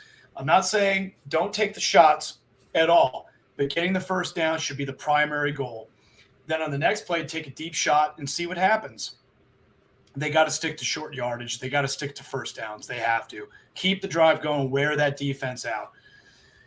Thankfully for the Lions and especially for Goff, they've done an excellent job with ball control, limiting turnovers. Hey, look what we talked about earlier with Jared Goff. He only had 7 interceptions. since I think we said it was October, Will, but he threw the least amount of interceptions for the season amongst everyone. So, yeah, he didn't throw an interception since week 9. Yeah, I mean, that's stellar. Yeah, stellar. I mean, a stellar number that Goff did not throw a pick or anything. That just shows a complimentary to his offensive awareness looking downfield. He knew where and where not to throw the ball. And I expect that to continue.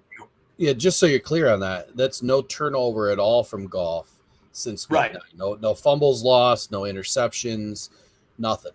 So yeah, that's the whole entire package. He did not allow any of that since week 9. I mean, stellar numbers. And I expect it, and I hope, like anyone else does, especially you, Will, I hope that he does carry that coming into this season, especially in this game. I really anticipate, and if I could make a guess, I'd say Goff, he's not going to throw any interceptions or any turnovers tomorrow night. Fingers crossed anyway. And I'm just saying, I have a lot of bold predictions and a lot of high hopes for this season and for tomorrow, so forgive me. And lastly about this question is the Lions defense, they're going to need some major rest between the series. They like to push and they like to play fast. Mahomes is known for a hurry up. He likes to get up there, get the tempo going. So the Lions got to find a way to get in the way of his tempo, make him have to slow down, make him have to think before he just gets to that line of scrimmage and hike that ball, because this defense has got to get off the field and they got to get off quick, because we all know when you got a high-powered offense that's keeping that defense on the field, that defense is going to wear out real quick. The Lions offense are going to have to balance this for defense by staying on the field. And conversely, the defense needs to create turnovers to help the Lions offense have more opportunities. Guys, I can't say it enough. The defense is going to have to really step up. I've said it before. I'm not worried about Kansas City's defense. I'm not worried about Detroit's offense. It's the other way around what I'm worried about, because I don't want to see Mahomes and the Chiefs stay on the field any longer than they have to. So that's going to be very important. That's going to be very important that Detroit's defense steps up and gets Mahomes and that team off the field and quick. Do not allow him to pick up a tempo. Yeah, that's well said, Andy. I think that's a great strategy. As you said, that you got to keep Mahomes on the bench and you've got to keep Goff on the field. And if you can do those two things, you're going to have a higher propensity to winning the ball game. Question 6. But before I get to that, there was another one that came in from Adam. He said, CJ Gardner-Johnson is that dude. He's going to make a big play. Yeah, I feel so too. And quite honestly, I think I put that in my predictions for the game of who's going to do what, and we'll get to that at the very end. And Adam, if you got your predictions, go ahead, type it up and send it in, and we'll let everybody know towards the end of the podcast here, which we're almost done. We're getting to the last bit here. Question 6. What is the optimal game plan for the Lions in the red zone to ensure that they convert scoring opportunities into touchdowns? This to me was a little enlightening from some of the things that I had found, but the Chiefs allowed the 4th most red zone TDs in the league last season. Things didn't make sense to me that they won the Super Bowl with one of the worst, or at least one of the worst defenses in the leagues from a stat and category perspective. They were kind of middle of the pack overall, but allowing the 4th most red zone TDs is alarming to me. The defense ranked 30th in the NFL in red zone coverage. That stat line that should be the worst in the season with a younger secondary and a defensive line that's missing Jones. I only feel like that stat line is going to get worse tomorrow, and it can't get much worse. So for me, it's simple. The Lions should feel comfortable in the red zone, given the defensive holes and youth. However, I would still like to see the Lions throw some deeper routes from the 25-yard line and out and get into the end zone early before the red zone even becomes a factor. When you get closer to the end zone, you get more limited on what type of plays you can use. And things start to get a little bit tighter and the defensive backs start to get a little bit closer. The field's not as open. So if they can strike from a little bit further out, I would prefer that over having to fight in the red zone, but I'm not worried about the red zone either. But I think you get what I'm trying to say. When the Lions do get in the red zone, I do expect Ben Johnson to dial up some motion plays to confuse the hell out of this defense with multiple crossing routes and utilize play action to get it done. As I said earlier, Sam Laporta is going to be highly effective inside the 20, as he's a big target with great hands, and we have seen that the guy can move. Utilizing the 11 and 12 personnel groups and maybe even throwing in the 22 personnel group should be highly effective all game long. You're probably wondering, what am I talking about? 11s and 12s and 13s and all this other jazz, right? Well, for instance, a 22 personnel, you're going to have 2 running backs and 2 tight ends and 1 wide receiver on the field. If they're in a 10, you're going to have 1 running back, no tight ends, 4 wides. If you're in a 12, you're going to have 1 running back, 2 tight ends, 2 wide receivers. And if you're in a 13, you're going to have 1 running back, 3 tight ends, and 1 wide receiver. The best way I can explain personnel packages from a basic understanding is it has to add up to 5, right? With the wide receivers being the odd man out. So if you are in a 10, 1 plus 0 is 1. So that means you have, in the first number is always the running back. The second number is always the tight ends. Like I said, the wide receivers are the odd man out. So a 10 is 1 running back and 4 wides. 1 plus 4 equals 5. If you're in a 13, you have 1 running back, 3 tight ends. 1 plus 3 is 4. 4 minus 5 is 1. So you have 1 wide receiver. Or 5 minus 4 is 1. But you get what I'm saying. So that's the easiest way to understand the personnel packages. And as I've said a few times in this podcast, I really think the Lions could dial up some 22s or 21s in this game and put both guys in the backfield. And then you swing Gibbs out. And I think if you start doing that, you're going to open up the misdirection and a lot of creative, option routes quickly. And this defense isn't going to be able to hang. So Sam Laporta being as highly effective inside the 20 as he's going to be tomorrow night, Lions utilizing the 22 personnel group should be highly effective all game long, but especially in the red zone. Next up is our 10 ways that the Detroit Lions offense can beat this Kansas City Chiefs defense. And then we're going to end with our predictions, or at least my predictions. I don't know if Andy's got any, but Andy, do you want to roll through the first 6 or the first 5 of the 10 ways? Absolutely. So All the right, 10 ways that our Detroit Lions offense can beat the Kansas City Chiefs defense. Here we go. 1, explosive playmakers. The Lions, they have a talented group of offensive playmakers, including a dynamic wide receiver core and a versatile running back who can exploit the Chiefs defense weaknesses. Guys, I've been saying that over and over again too, that's going to be the biggest thing. The running back, punch the ball up the gut, just flip out to the side, throw it to Gibbs in the crossing route or a screen. That is going to be an explosive part and one of the key pivotal ways that they are going to kill that defense. Number 2, creative play calling. A well-designed offensive game plan with creative play calling can keep the Chiefs defense off balance, making it difficult for them to predict and defend against the Lions plays. Number 3, a strong offensive line, which I've already said I believe the Lions have a top 5 offensive line in the NFC and the NFL for that matter. The solid offensive line can provide protection for the quarterback and open up running lanes for the running back, giving the Lions offense the time and space they need to make plays. Guys, we're looking at one of the best offenses in the league. I think can go number 1 this season. Offensive line, protecting Goff, the running backs, everything. It's going to be explosive. It's a strong offensive line that we can score just multiple points on every game. Ball control. This is always a big concern for me with any team. And given the Lions and the high hopes that we have, this is one that's still going to give me some jitters.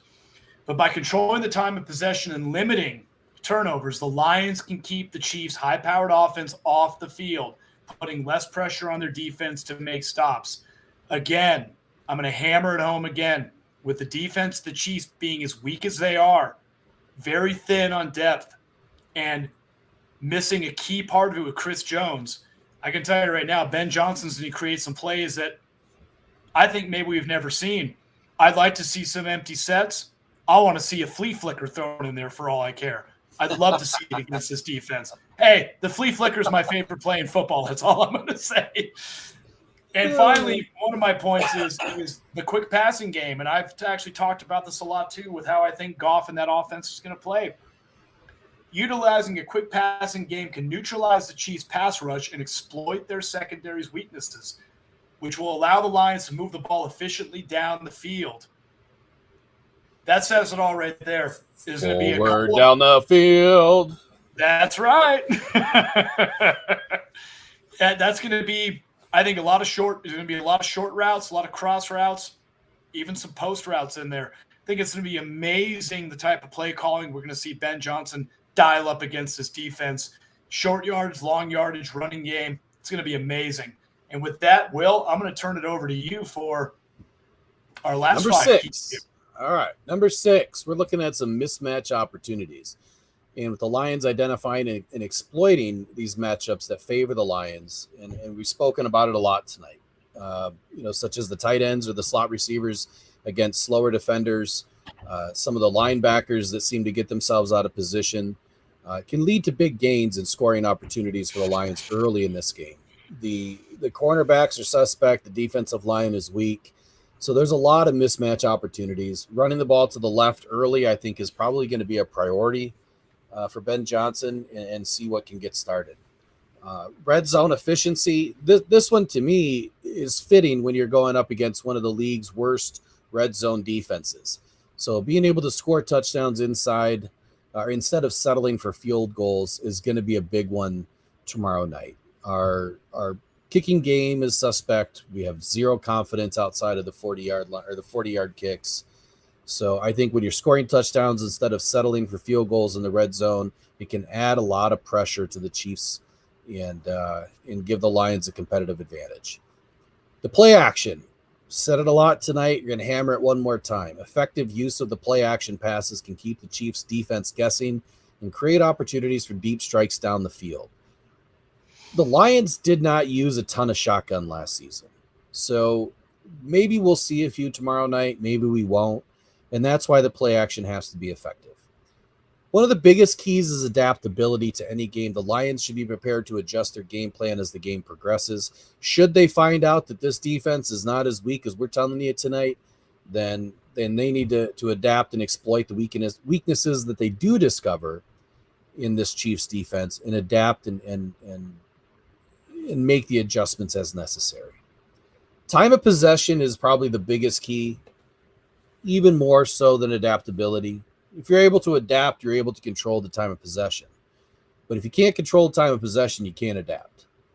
So by controlling the clock and sustaining long drives, the Lions can, 1, wear out the Chiefs' defense early and over the course of the game, and 2, they can reduce their effectiveness in the later quarters. 3, and probably most importantly, they're going to keep Mahomes off the field. At this point, we're not worried about Kelsey. Look, Kelsey doesn't miss games. I wouldn't be surprised if he suits up tomorrow night. He could be playing decoy.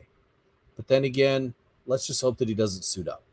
So in summary, before we get to the prediction part of this podcast, the Detroit Lions offense can beat this Kansas City Chiefs defense by capitalizing on their playmakers, utilizing their creative play calling, protecting their quarterback, controlling the clock, exploiting the matchups and weaknesses in the Chiefs defense, being adaptable and having some red zone efficiency. These will all be key factors tomorrow night. They're key factors in every single game. We expect the Detroit Lions to have success in all facets of this game tomorrow night. They're going to have success in all areas, playing special teams, defense, and offense. So first, I'm going to get to Adam's predictions. It looks like he just threw up some predictions. And then I'm going to get to Andy's predictions. And then I'm going to get to mine. And just so everybody knows, mine are on paper. They've been there since this morning. They were emailed. So they are ready to roll. And they're not going anywhere. So we'll see how close I get. But we'll start with Adam's first. Excuse me. Adam says 31-27 Detroit Lions. Goff is going to throw for 259 yards, 2 TDs to Gibbs. I assume that's TDs through the air, but 51 rushing. No, I'm sorry. Let me repeat all that. 31-27 Lions. Goff is going to throw for 259 and 2 TDs. Gibbs is going to have 51 yards rushing, 55 yards receiving, and 1 TD. Montgomery is going to rush for 69 yards with 19 yards receiving and 1 TD. St. Brown is going to be 6 of 77 and a TD. Reynolds is going to be 4 for 58 and a TD. Laporta, 3 for 33, and Jones, 2 of 36. So there's Adam's hot take for tomorrow's score and some stats. Andy, what do you got? Well, Mr. Optimism is here. Oh, hold on one last second. Sorry. Okay. I forgot the second part. He's going to say Hutch is going to have a sack, 2 TFLs, Anzalone, 11 tackles. CJ Gardner, Johnson, and Branch will be very impactful. So there's your key players to the game tomorrow night on defense and his hot take for the night. All right, you're up, Andy B. All right, Mr. Rock. I got the score 42-24 Lions. I got Goff coming in with 350 yards, 3 touchdowns, no interceptions, no fumbles. He'll get sacked once. Rushing, I'm going to split it down the middle, sort of, kind of. I'm going to say Gibbs will have, I think he's going to have about 70 yards. I'll give Montgomery 50 because I think that's going to be a combination of Gibbs punching up the middle and I think Montgomery in short yardage. But I'm going to give Gibbs 2 of those touchdowns. Really wish I could give you more on that one. I'm kind of more of a generalized one. But in terms of defense, I'm going to give Hutchinson. He's going to have 2 sacks against Mahomes, and I can see Houston coming in for 1. Interceptions, I'm going to say Mahomes is going to get picked off 3 times, 1 by Branch, 1 by Sutton, and 1 by CJ GJ. That's really all I'm really willing to give for a prediction, Will. Pretty lofty, pretty optimistic, maybe even crazy. That is how much faith I have in our boys this year and tomorrow night. That's quite a take, man. I hope it all comes true, honestly. So do I. All right. So Will Rock's prediction for tomorrow night's game. Here we go. Lions win 35-24. So I've been saying 27-21 this last week, last few podcasts. But the reason why I'm making the change is because of the recent developments of Kelsey and Jones. So the Lions are going to increase by a touchdown. They're going to win 35-24. Goff is going to toss for 314 yards for 3 TDs. Lions are going to put up 140 yards rushing with 2 TDs on the ground. I think that Houston, Kaminsky, and Hutchinson, all 3 are going to get a sack.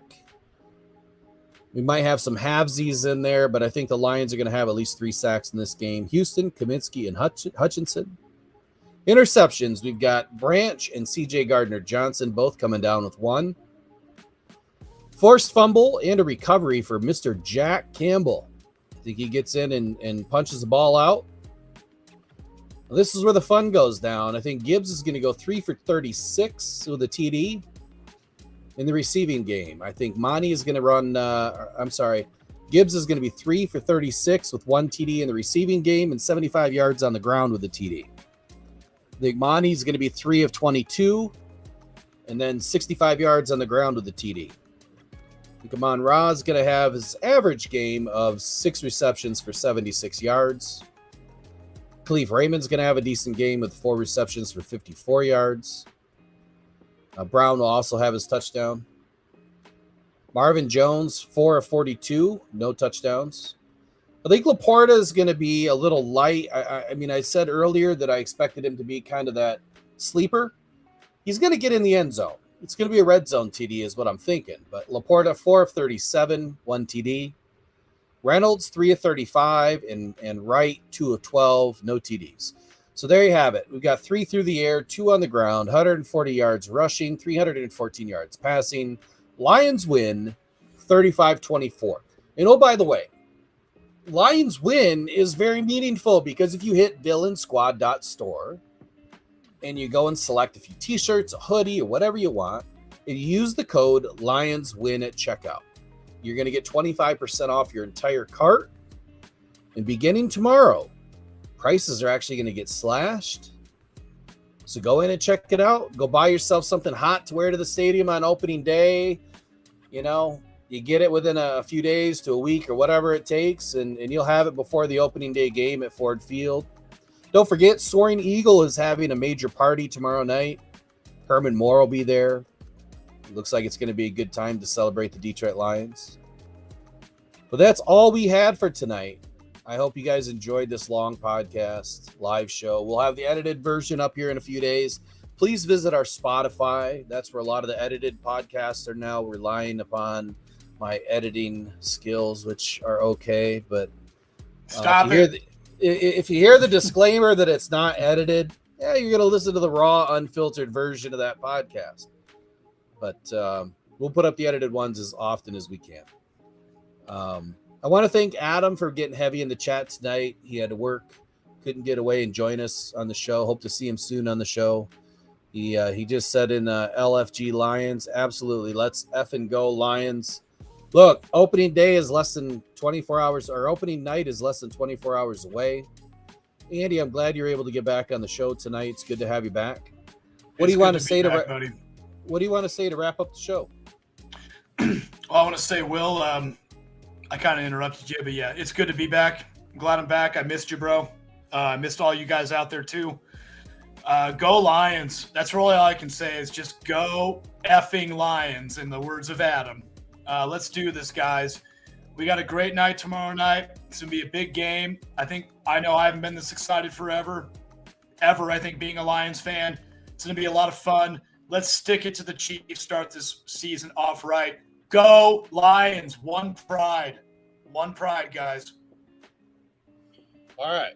Well, just as a reminder, this podcast will be live tomorrow night right after the game. Adam, you're more than welcome to jump in. I'll send you another link. So we're going to go live. It may not be a very long show, but we're going to try to cover what happened tomorrow night. And that'll be a Lions victory. So we're going to celebrate a Lions victory tomorrow night after the game. We're going to go live for maybe up to an hour, half hour. We don't know. We'll see how long it goes. So definitely jump in the chats and tell us how excited you were to see the Lions win, because that's what they're going to do. Look, it's a big statement game for the Detroit Lions. They're prepared. They're ready. They're healthy. And I think we're prepared and we're ready and we're healthy too. So, all right, y'all. We really appreciate everyone's comments. Don't forget to send us your questions to info@rockdownpodcastnetwork.com. Villainssquad.store. Visit it. Lions win 25% off at checkout. Code LionsWin. And that's what you got for y'all tonight. C. Perry just jumped in. We'll see y'all tomorrow. Go Lions. One pride. One pride.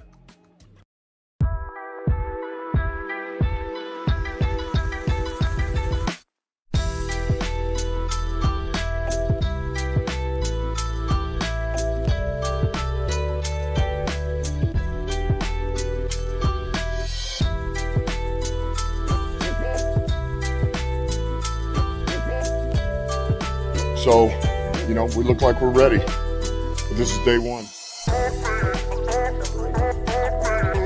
It's about the work. And I've said that from day one. It'll always be the same message. It's about work. You got to go earn your right every year. It doesn't matter what the players are, the coaches, expectations, where you were, where you're going. We got to work, man. Wants to throw it to Stewart. He caught it. He's going on first down. Oh, yes. The big man dives down to the 31-yard line. Oh, that is beautiful. Let me tell you something.